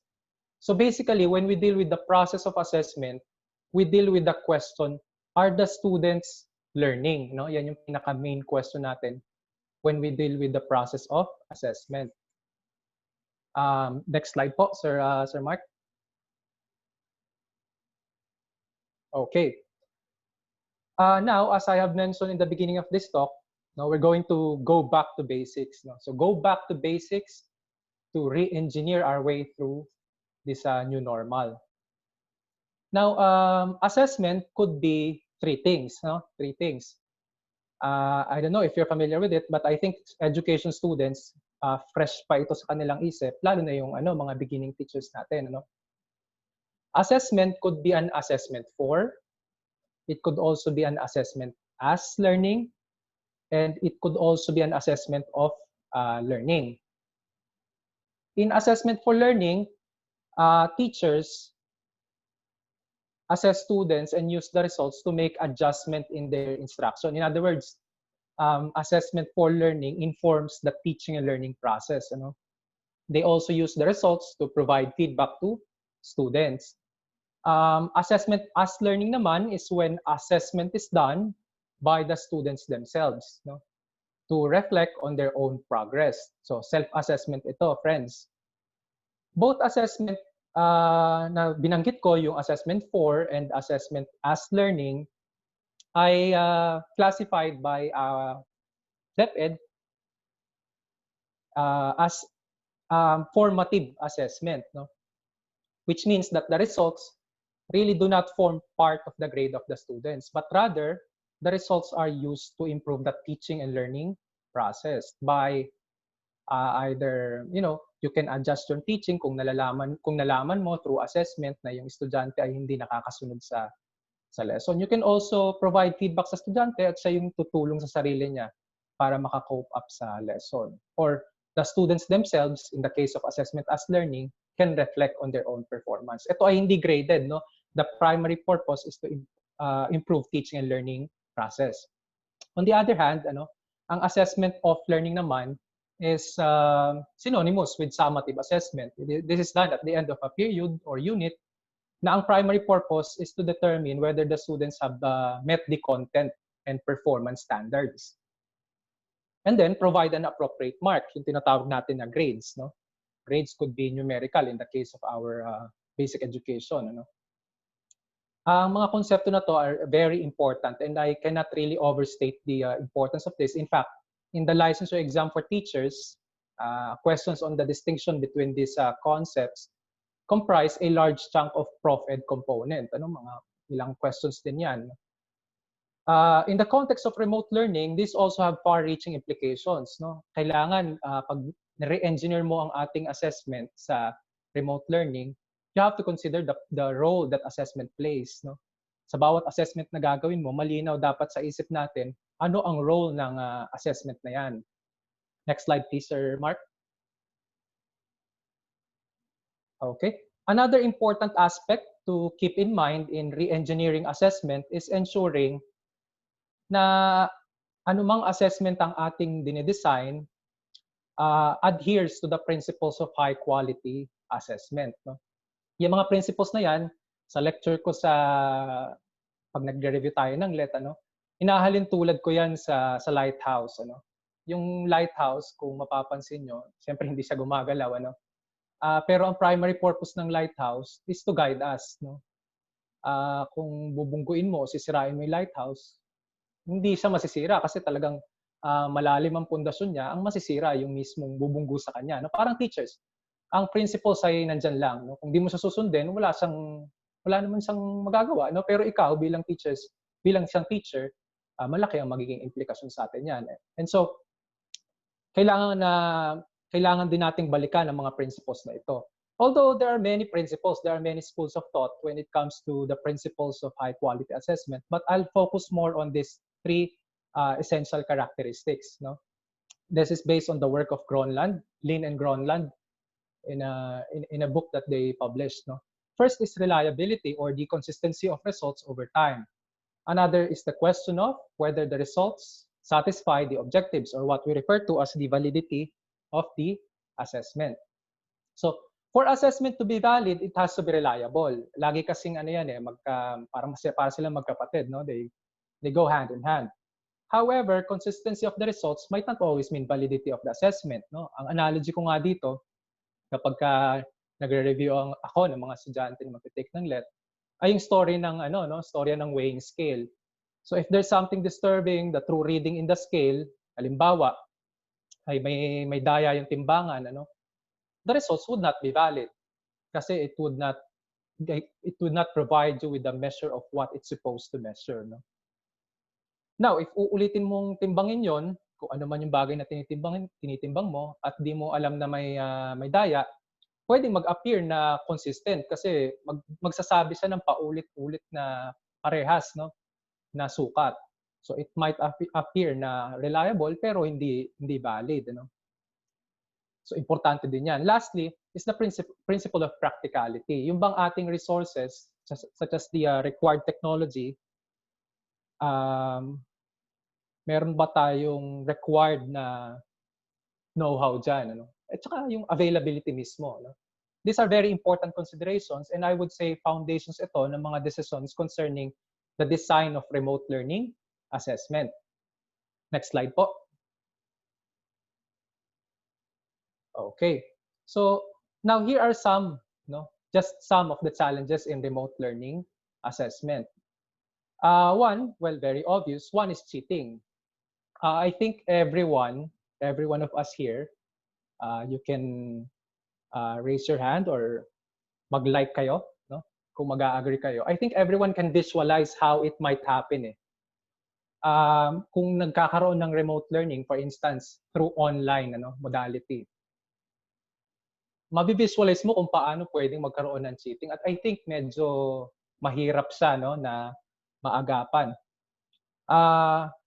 I believe the key here is an emphasis on learning. Pagdating sa challenge na yan, I think the key is to emphasize sa ating mga estudyante under the new normal yung learning rather than grading. Kasi I think one of the reason kung bakit nag-cheat is the pressure to perform well. Gigradean no? But if they will realize and their parents will realize and everyone, I think, would realize that the emphasis here, really under the new normal, is learning, that can be minimized. In other words, emphasizing formative assessment.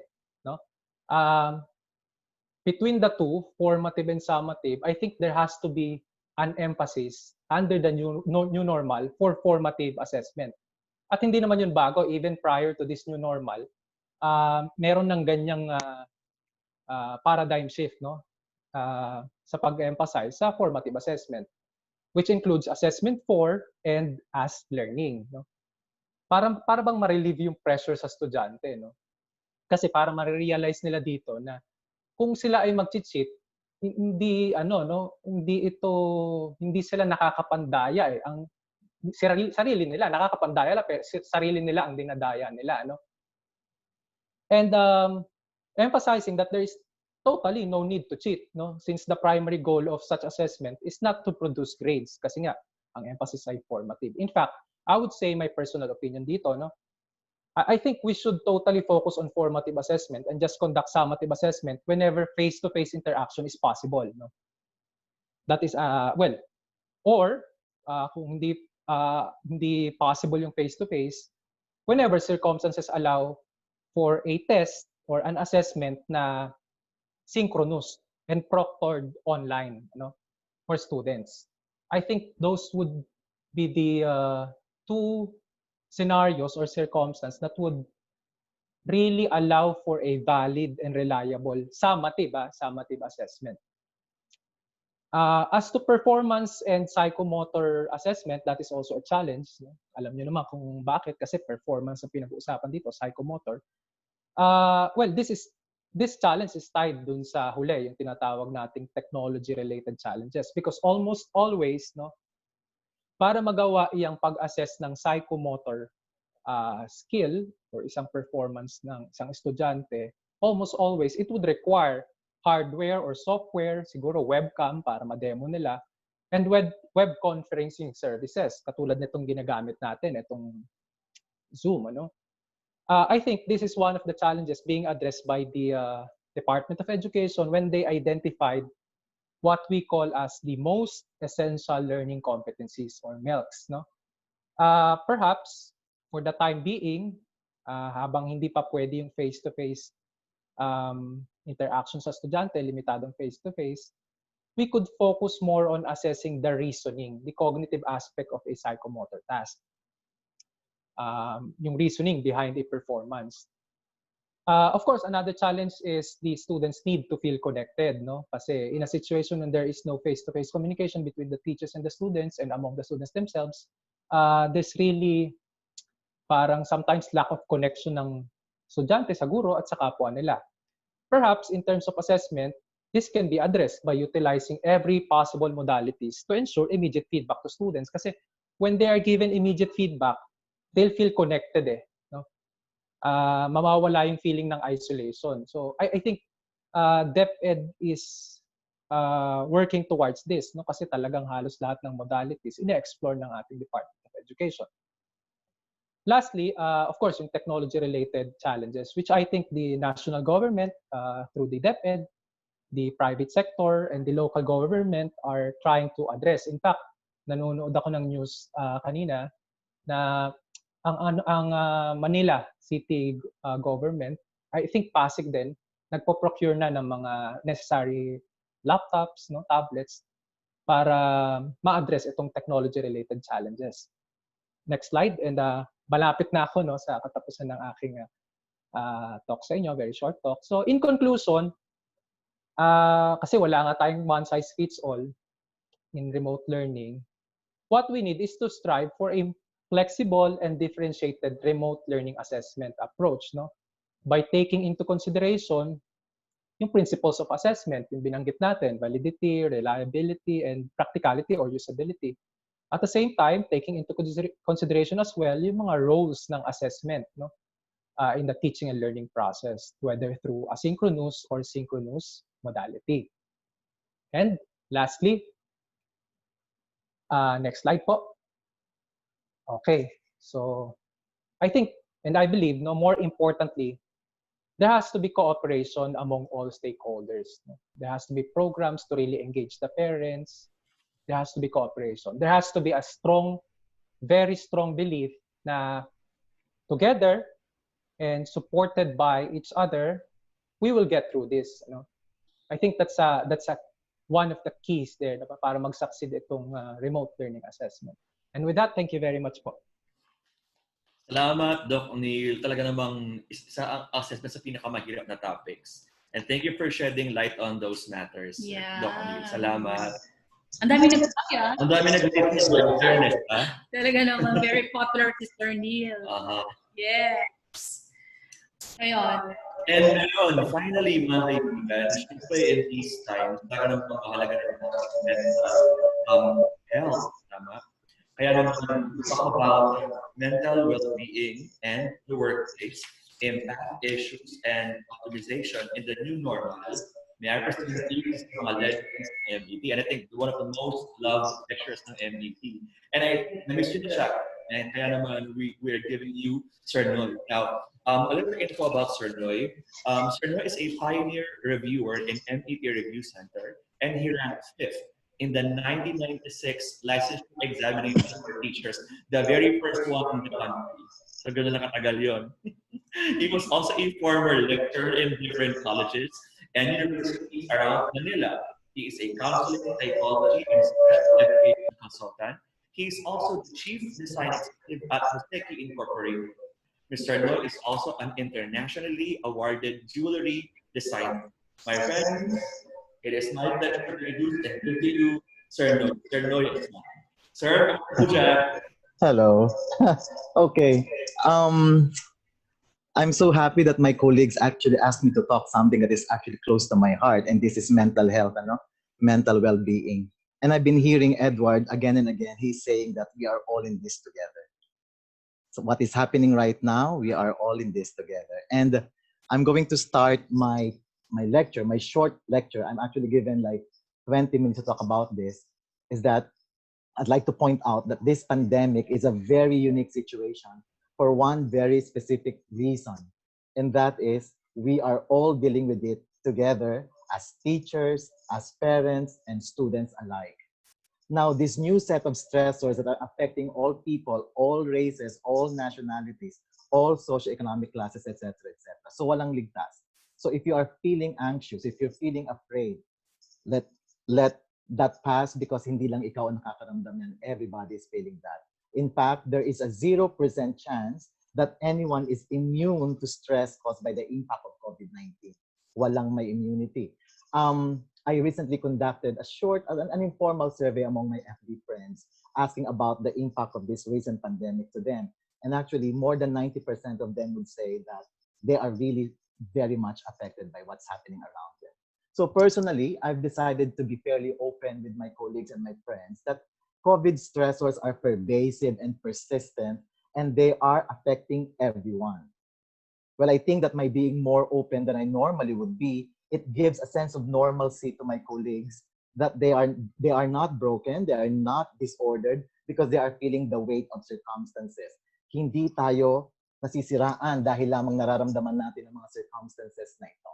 So anong pwede natin magawa? What can we do? Finding a cure or vaccine for COVID-19 is not our job unless you are an epidemiologist or an infectious disease doctor. But what we can do to help slow the spread of the disease is actually to adhere to what the local authorities have been telling ever since, which is wearing masks, practice social distancing, washing hands frequently, and avoiding and touching our faces. But what can we do to maintain our sanity and mental health during this crisis? Well, here are a few things that I've come up with over the past few weeks, working with people that have been struggling with the issue. So, Sir Mark will help me with my presentation. So let's show the first slide, please. Let me start by giving you some key facts. Okay, first slide, please, Mark. Actually, it is not COVID-19 that is causing the stress. It is actually the social isolation measures due to COVID-19, which gives a profound impact on the psychological and mental well-being of individual across society. So hindi ang virus ang nagdadala ng anxiety, ang nagdadala ng depression, kundi yung the ECQ, the quarantine feeling, the isolation that gives a person psychological and psychological imbalance. And this happens across society. It's not only the rich that are affected, but also the normal Filipino people. Number 2, please. The anxiety of being infected or being a possible carrier have triggered emotional tension and unwanted psychological apprehension. It's so funny. One of my friends, pumunta lang sa palengke, pag uwi niya, pakiramdam niya may sakit na siya. So I was telling her, it's not going to the market that causes this stress, but the anxiety that it brings to her. Yung pakiramdam niya, nagpunta lang ng palengke, nangati na yung lalamunan niya. That is a very good example of anxiety. Okay, number 3. The effects of quarantine were found to include anxiety, sleep disorder, hyperacidity, low mood, depression, and symptoms of post-traumatic stress. In fact, I can see similarity between the situation which happened during the Yolanda crisis and the pandemic crisis. Ang mga tao ngayon ay nagpapakita talaga ng pagkalito, balisa sa pagtulog, pangangasim ng sikmura, pagbaba ng kanilang mga mood, matinding kalungkutan, at ang mga bagay na ito ay pagpapakita talaga ng tinatawag nating post-traumatic stress syndrome. Next slide, please. Alam niyo ba na ang depression, there was a research conducted by the World Health Organization, it actually has an economic impact. In the US alone, it is estimated that there is around $1 trillion US dollar per year lost in productivity because of depression and anxiety. And I expect this to increase because of this pandemic. So if it's probably 1 trillion 2017, then we can expect that it can increase pa in terms of value, in terms of loss in productivity. The COVID impact, therefore, is expected to yield more. Now, the constant alerts and media coverage about the spread of the virus made people afraid, worried, anxious, and overwhelmed. Totoo yan. Ang daming nagugulumihanan, ang daming mga nangangamba dahil sa mga paulit-ulit at laging pagkakaroon ng mga balita tungkol sa pagkalat ng virus na ito. Mapalad yung mga inabutan yung mga panahon namin kung saan at exactly 12 midnight during my time, the television will start signing off. Wala na mapapanood after that. But now, sa ating panahon ngayon, you wake up 3 o'clock in the morning, you can still get news from the social media or from other sources. So 24/7 mga sources of information, and this can be very overwhelming to a lot of us. Sa mga teachers, next please. The University College of London recently conducted a study and found out that there is 1 in every 20 teachers, okay, or 5% have mental issues. Yan ang kanilang bagong pag-aaral. So makikita na kahit tayo mga guro ay hindi ligtas sa pagkakaroon ng mga agam-agam o mga pag-iisip o mga tinatawag nating mga sakit sa isipan. So marami rin ang apektado sa atin. Next slide, please. Ang mental health problem ang mental health problem, it tends to increase in 6 months to 18 months post-tragedy. So, ibig sabihin nito, kung ang naging height ng ating pandemic ay noong April, we can expect na tataas palalo ang mga issue ng mental health matapos ang 6 hanggang 18 buwan. Magdi-decline lamang ito matapos ang 18 months hanggang 2 taon. So therefore, expect more celebrities who will become insane saying stupid things. Ano? Maloloka tayo sa mga dami ng mga magpapakita pa ng mga pagkabalisa sa kanilang mga social media accounts na kung minsan ay nakakatuwa silang panuorin din. Sa Pilipinas, next item please. Sa Pilipinas, tinataya ng NSO that there is 17% to 20% of adult Filipinos suffering from mental health issue. So malaki yan. So kung ang Pilipino ay tinataya na 100 milyon din ang mayroong mga sakit sa isipan. At ang nakakalungkot dito, sa milyong may mga sakit sa isipan, mayroon lamang tinatayang mga 100,000 psychiatrists sa buong Pilipinas. And there are only 3 highly specialized mental health facilities in the Philippines, which is, of course, here in Manila. There's one in Mandaluyong, there's one in Cavite, and there's one in Mariveles, Bataan. Other provinces and other places in the Philippines, wala pa. Nakakalungkot yun. Next, please. Now, dahil nalaman na natin ang mga key facts na ito yung nangyayari talaga sa ating kasalukuyang panahon. How can we optimize mental health in the new normal? Dahil iba na ang ating panahon ngayon, kailangan natin panatili ang ating lusog ng isipan sa mga sumusunod na gawain ito. Number 1, we have to limit watching. We have to limit our time watching news or getting information from the social media. Well, watching news can be very helpful, but it can be very stressful also. Like recently, I was watching this particular scenario in the US kung saan dinaganan ng isang police yung leeg nung mama na pinaghihinalaan nilang may gagawing hindi maganda. Watching this in front, seeing this in front of you is actually causing so much stress, causing so much anxiety. It can be very, very depressing. So all these things, all these social media things that surround us can actually contribute to our anxiety and depression. So I suggest that we should limit our time watching news or getting information from the social media. Number 2, we should try to stay connected with family, with friends and neighbors, despite the fact that we are in isolation, that the government is still we are still in the GCQ. We should strive to be connected with our family and friends. How? We can use web chat platforms like Skype, Zoom, or sometimes even Facebook can be very, very useful in getting connected and staying connected with our families and friends, or even our neighbors. Number 3, find ways to serve and help others. Well, Dalai Lama once said that altruism is the root of happiness. So if you are in the position of helping others, I encourage you to do so because it gives you a feeling of hope. It gives a feeling of redemption. It increases the health of your mental health, not only your mental health, but also your soul. So a lot of people, say for example, a lot of my friends, designer friends, are into making masks, facial masks for frontliners. Others ventured into providing food for nurses and other frontliners. These are the ways to serve and help people. I'm not asking people to do heroic acts, but if you are in a position to help, then by all means you should do it. Now, if you are not in that position of helping, then staying at home can actually be a way of helping also. By staying at home, we are assured that we contribute to not spreading the virus. Number 4, try to look for the silver lining in this current situation. Sabi nga, di ba ni Catriona, life in Tondo is sad. But she looks at it with the silver lining. In short, kahit na hindi maganda ang nangyayari sa ating paligid, let's try to look at the good side of it. One of my friends said that because of the ECQ, she found time cooking for her husband na matagal niya nang hindi ginagawa. Another friend naman, sabi niya, because of this ECQ, mas madalas silang mas talagang sabay-sabay silang kumakain bilang buong pamilya. So these are the things na maaari mong i-focus na magandang bagay na nangyari dahil sa mga isolation na nagaganap na ito. So despite what is happening around us, there will always be things to be happy about, things to celebrate, di ba?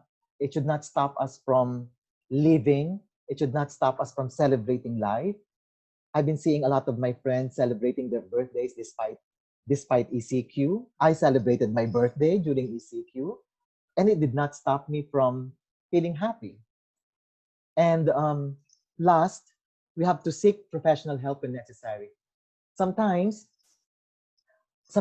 we really have to seek help.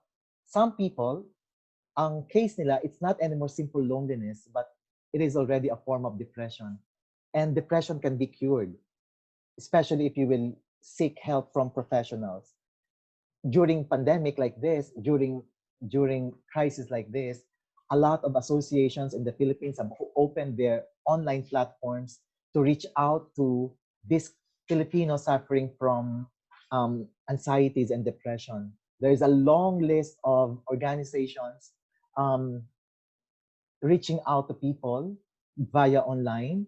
These people, you can talk to them, you can chat with them, pour out your fears and your situation. The MET will provide all its students with the list of mga organizations that will be of help to you during mga crisis situation, like the Philippine Mental Health Association, the National Center for Mental Health. There are also centers in Cebu. There's also centers in Mindanao. So in short, there are a lot of online platforms now specifically targeting people that are vulnerable to depression and anxiety. And last but not the least, if I may add, we should research alternative coping strategies for stress. Iba-iba kasi ang epekto ng stress sa bawat tao. We are unique. We are unique individual. We react to stress differently. Therefore, coping also is kind of unique with each other. Some people, they cope with stress by simply meditating, praying. Some, they need to do some special exercises, yoga, for example. So I encourage people who are undergoing such stress to try to look for alternative coping strategies. Ano? Hanap tayo ng way na makapagpapagaang ng ating mga agam-agam o ating mga iniisip-isip. Ano? So it can be a prayer, can be meditation, can be an exercise or yoga, tai chi, etc., etc. Now, at this point in time, let me share with you a simple exercise that will allow us to get rid of all these negativities in our mind. When I was still actively practicing counseling psychology, I always tell my client or my patient to practice the Apple technique. An Apple technique is very, very easy to understand. You just have to remember Apple, APPLE. Each letter corresponds to something. The first A means acknowledge. You have to acknowledge the feeling. You have to notice it.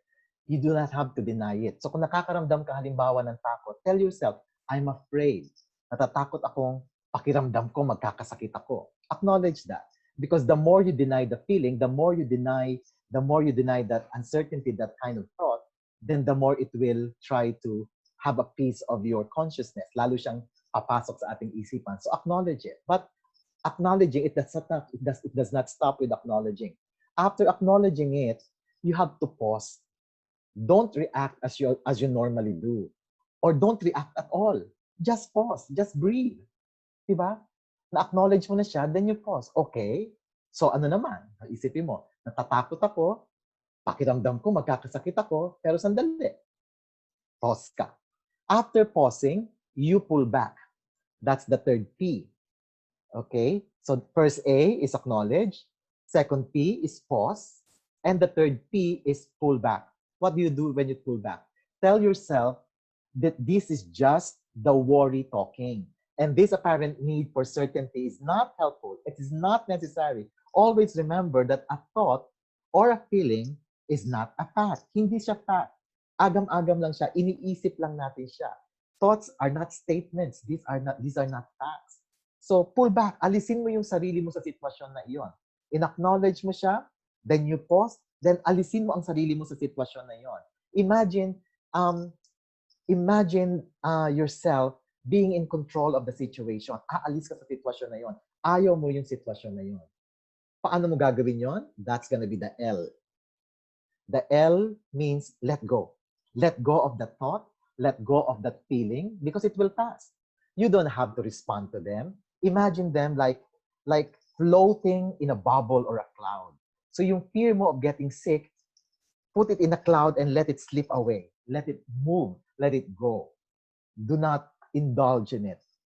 After letting go, the last will be the letter E, which means to explore. Explore the present moment. Nasaan ka? Nakaupo ka. Kasama mo ang pamilya mo. Masaya ka. Kumakain ka. And that is important. Because if you explore what you are at present, you will realize that all is well. That all these things that you're thinking is only in the thought process. Nasa isipan lang natin siya. So, by doing this, slowly, it can help you revive revive the self from feeling that anxiety, from feeling sad, from feeling affected so much by the situation. So again, you have to A, acknowledge, P, pause, P, pull back, L, let go, and last but not the least, explore. So therefore, remember that we are all in this together, and we will get through this. Kaya natin ito. Don't forget that we're going to get through this, and the more we can rely on one another, the quicker and easier it will be. As teachers and would-be teachers, I know some listeners are actually preparing for their board exam. Remember that it is imperative that we maintain our mental health for the sake of the people we care, especially our students. Now, remember, we cannot give what we do not have. We cannot give health kung wala tayo nito. So I hope you learned something tonight, and I will leave you with these words. Sabi dito, sometimes you just have to bow your head, say a prayer, weather the storm, and trust that this too shall pass. Thank you so much for listening. And if you have some questions, your teachers and your professors are more than willing to answer your concerns. Back to you, Edward and Nene. Salamat, Sir Noy. Thank you very much for that wonderful lecture. Taga nakatulong yung Apple technique, sir. So thank you very much. Ngayon, it is now time for us to have our question and answer portion. So let me welcome once again our panelists, starting with Sir Mark Sagun, and then Sir Miko Orhena, and then Doc Gil Calaga, and of course, Sir Noy Esmane. Now, we are actually asking you to post your questions sa Q&A. Pero habang wala pa nagpo-post, parang ang gusto tayo lang mga sir is live talaga ang password ninyo eh. There's one question here posted. Sabi dito, anonymous attendee sabi, how do we approach students with special needs when doing synchronous and distance learning? Magandang tanong po ito mga sir. So who would want to answer this one?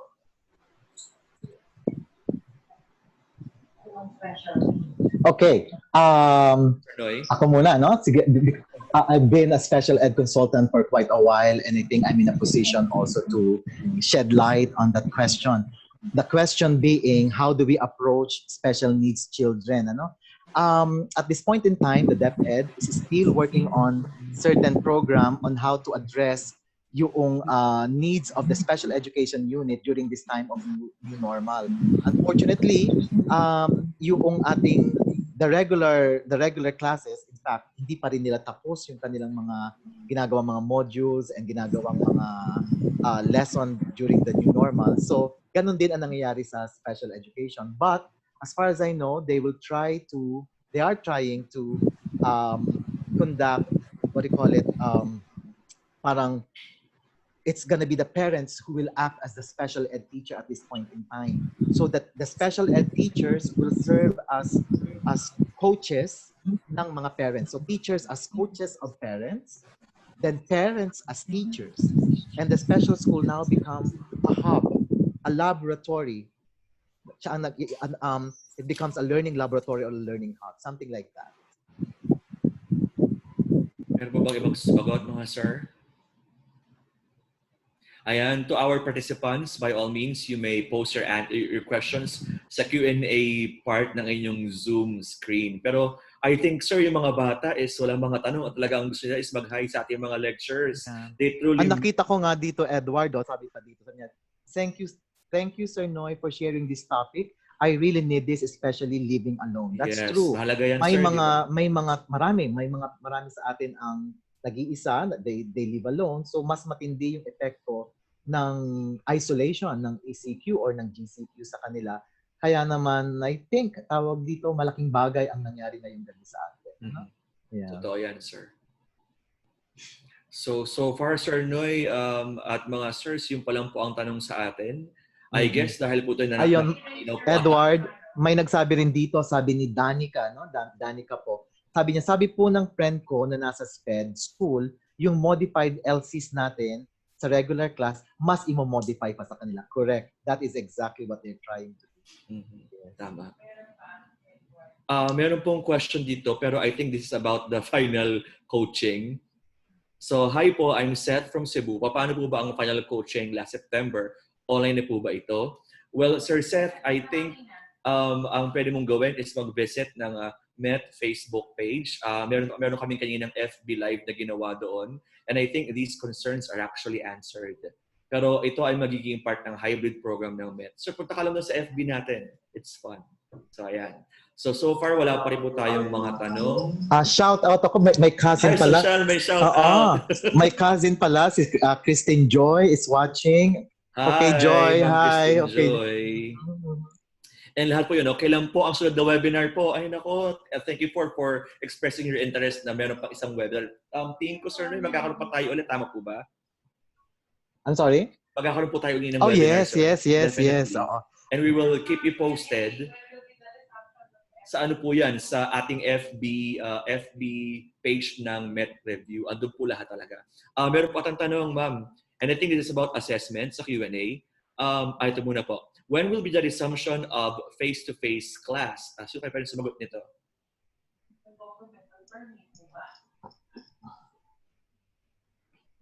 Sino kaya ito? Actually, tingin ko wala pa nakakalam kasi I think depende yan kay sa ating president. Ang sabi talaga niya is wala pang vaccine, parang hindi pa niya papasimula yung ating face-to-face classes. Pero how about our speakers?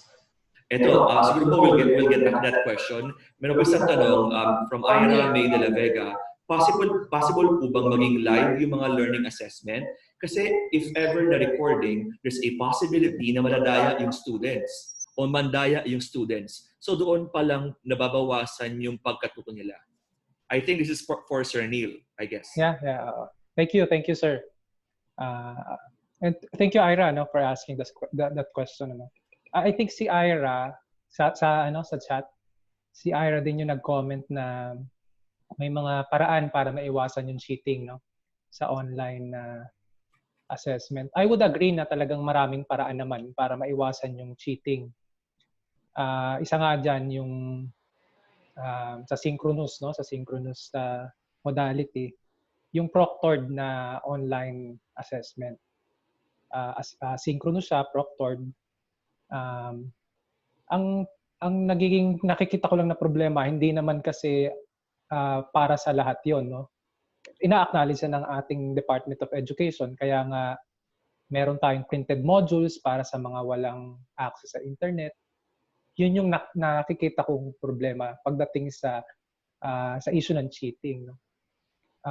Paano yon kung yung module at pagbabasihan natin ng summative, it has to be very clear yung distinction between summative and formative. Kung summative ang pinag-uusapan, mahirap talaga na walang aid ng technology ang gagawing assessment sa setting na remote, Kaya the question is going back to the question, sa comment niya kasi kanina, sir.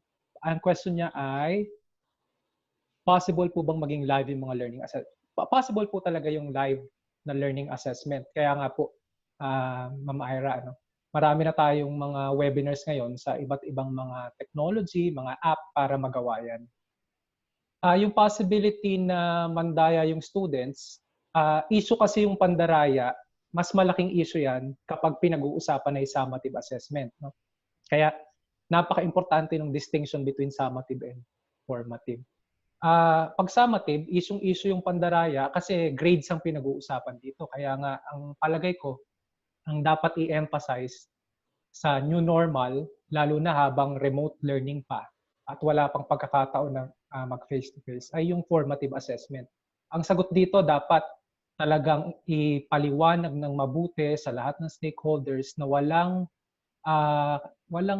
pangangailangang mandaya ang estudyante kasi hindi naman ito graded. Ito ay para i-improve yung teaching and learning process para sila ay mas lalong matulungan. Pagdating naman sa summative assessment, yun nga, ang tingin ko, ang summative assessment natin ang magiging basihan kapag pinapayagan na yung limitadong face-to-face o kung mabibigyan ng access ang ating mga bata sa teknolohiya, mga app, para magawa yung live or yung synchronous na learning assessment na posible provided na may technology na available sa bata at sa teacher. Yun po, sir. Salamat, Sir Neil, for that answer. So again, meron pa tayong tanong dito. I think this is for Sir Noy. Good evening, Sir Noy. Do you think the new normal on education will bloom? Okay. I am always a very positive person, and I always believe as long as there is a single soul willing to be educated, so there will be continuation of education. So it will definitely still bloom. In fact, despite the fact that a lot of parents are kind of worried sending their children to school, for the fear of wala pa namang vaccine, something like that. But despite that, a friend of mine who recently put up a school said that there's already an inquiry about mga enrollment nila. So meron talaga, I don't think education, because it is a need, pangangailangan niyaan, magkakaroon pa rin ng demand para dito. So Sam Emmanuel Butial, I hope I answered your question. Salamat, Sir Noy. And I think meron pa sa tanong dito. I think this is for Nico, I guess. Sabi dito, which platform is better to use to conduct online teaching? Hi. Hello. So the question is, which platform is best? Tama ba? Opo. Is it which? Sayang ko. Ayan. So which platform, platform is better to use to conduct online teaching. So I'd like to share with you yung move ng mga universities, especially the state universities. They are given the choice to procure which learning management system. Basically, the platform, we will call it for online learning, would be a learning management system. So the universities have the choice of which learning management system they think is best for their need. So as per kung you're asking for a recommendation, there are a lot of platforms that are free. So hindi naman necessarily that you spend. So you will find, for example, Google Classroom is free. So although may limitations lang sa usage, pero since it's crisis and we don't want to spend extra, especially for small schools. Ang daming schools na nagsasara because they believe they cannot provide for these platforms. So ayun. So maraming free. Google Classroom being one. Okay. In some other schools, they're using the Blackboard system. Meron ding Microsoft 360, but all these are paid. So yeah, that's it. Actually, depende siya sa institution, sir, no? And sa nature ng course and ng subject. Mm-hmm. Yeah. Salamat, sir. Hindi ko makita isa pang question. Sabi dito, sabi dito, I think, ma'am, last na lang po, no? We can only last two questions. Ito po nasa screen natin ngayon. Sabi ito, in what ways can we have live or proctored synchronous assessments administered? Parang I have tried doing such by asking the student to screen share during a video call. However, it is only possible in one-on-one administration of assessment. Will this proctored synchronous assessment still be possible in classes with around 20 to 35 students? And I think yung last question kay Sir Neil din to, I think, about assessment. Hindi ko marunong sa Apple, hindi ko pa siya maangat. Hindi ko maangat. Yung, Ma'am Jen, can you see the question po ba? Yung last na nasa ilalim. Yun last, sir, di ba po napaka-importante ng authentic assessment learning sa mga bata? Paano po kaya magiging authentic nawala. Kung lalo na sa panahon ngayon, nakakalungkot lang po kasi sa ngayon, parang need na lang nila ma-accomplish ang modules and that's it. So Sir Neil, sa yung dalawang last question. Oo nga. Ano. Thank you po sa mga nagtanong. Evidence yan na talagang ang ating mga participants talagang nakikilahok, no, kung paano ba talaga ma-re-engineer, no, ang assessment sa new normal. I began my presentation earlier na sinabi kong wala talagang one size fits all na sagot. To be honest, wala rin akong parang kumbaga snake oil na gagamot sa lahat ng mga pwedeng maging sakit ng assessment sa new normal. There are really a lot of challenges, no? Sa proctored online assessment, for instance, talagang kailangan ng teknolohiya dyan. So, kung possible ba yan sa 30 to 50 students, possible yan. Wala namang imposible sa technology. Ang tanong, available ba yung technology sa mga eskwelahan? So, I guess, alam naman natin ang sagot, no? Maaaring sa ibang mga lokalidad, available yan, pero hindi sa lahat. At kapag hindi available, ang nakikita ko lang talagang solusyon para ma-assess ang estudyante while still adhering sa mga principles na nabanggit, kapag meron na tayong limitadong face-to-face, para dun sa mga hindi talaga magkakaroon ng access sa technology. Yun namang authentic assessment, I would agree, very hard to assess talaga authentically ang performance ng bata. Very hard to assess talaga when it comes to authentic assessment kasi it would require products, no, or actual performances, diba? These are all performance-based assessment. But again, wala talagang snake oil wala akong talagang dalang snake oil, ano. Although pinag-aaralan ko ito, wala akong naiisip na sagot para sa lahat ng mga posibleng problema.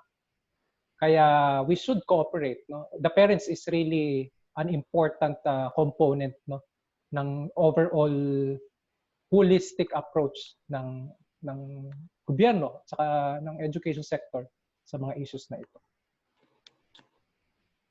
Thank you. Salamat, Doc Neil. And I think talagang wala na tayong time, pero still, thank you very much for attending this particular webinar. First and foremost, salamat kay Sir Mark Sagun, kay Sir Nico Orhena, kay Sir Neil Kalayag, at kay Sir Noy. Salamat po talaga for giving your expertise in today's webinar. And of course, salamat din po sa ating mga participants. Really appreciate you being with us tonight.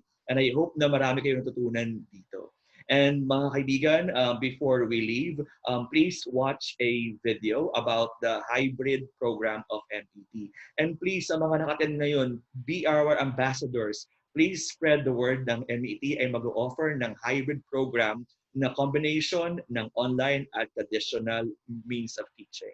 So please watch this video and thank you very much. Presenting the new MET Hybrid Review Program. It features a breed of different e-learning modalities altogether. Get technology solutions to keep you in a growth mindset and discover tips and tricks from live online lectures and coaching. Immerse yourself into a rich library of trusted practice and lessons and on-demand video lectures from our top instructors available exclusively on MET Review app. Apply what you learn with self-paced mock tests available on the app. Empower yourself with our expertly crafted modules and resources to accelerate your learning. Have a chance to reach out to your mentors face-to-face and have your questions answered quickly so you can keep learning. Set up your personal learning profile with the special courseware that tracks your progress. Sign up now and avail the limited discount of 500 pesos for the first 50 enrollees. Ayan. And sa mga naka-attend ng ating webinar today, isasend namin ang inyong mga digital certificates very, very soon. So once again, maraming salamat sa ating mga speakers at sa mga participants. Thank you very much. And to our MET students, we miss you. At sa mga kukuha ng board exam for teachers, good luck. Kayang-kaya natin itong lahat. So stay home and stay safe all the time. This is EJ, and on behalf of Nene, Thank you very much for being with us and have a good night, everybody.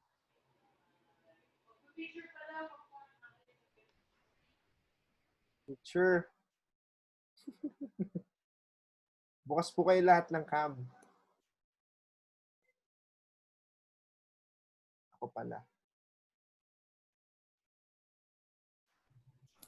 Si Ma'am Jen po. And all the staff.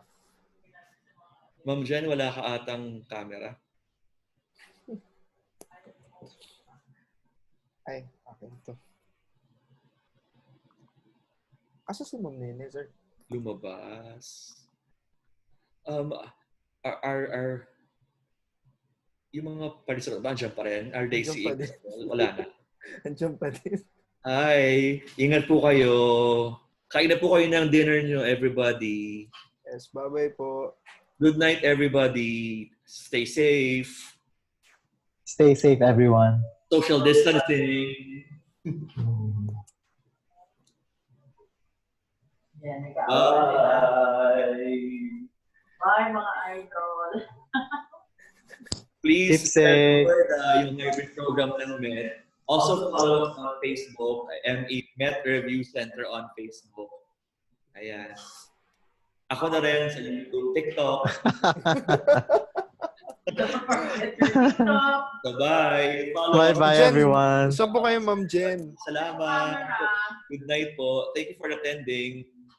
Meron po certificate, ipapadala po digital. Ayan. So don't worry po, ipapadala po ang certificates digitally. Ayan. Yeah, sa mga email addresses ninyo, hintayin nyo yung mga digital certificates ninyo. Ayan. So nasa email address po ipapadala yung mga digital natin certificates. We miss you. Online enrollment starts on Monday. Please tell everyone, ha? Yes. First 50, meron Yes. discount. Please spread the word, everybody. Spread the word. Ay, Sir Starting Alden. Monday. Monday po ang start ng enrollment.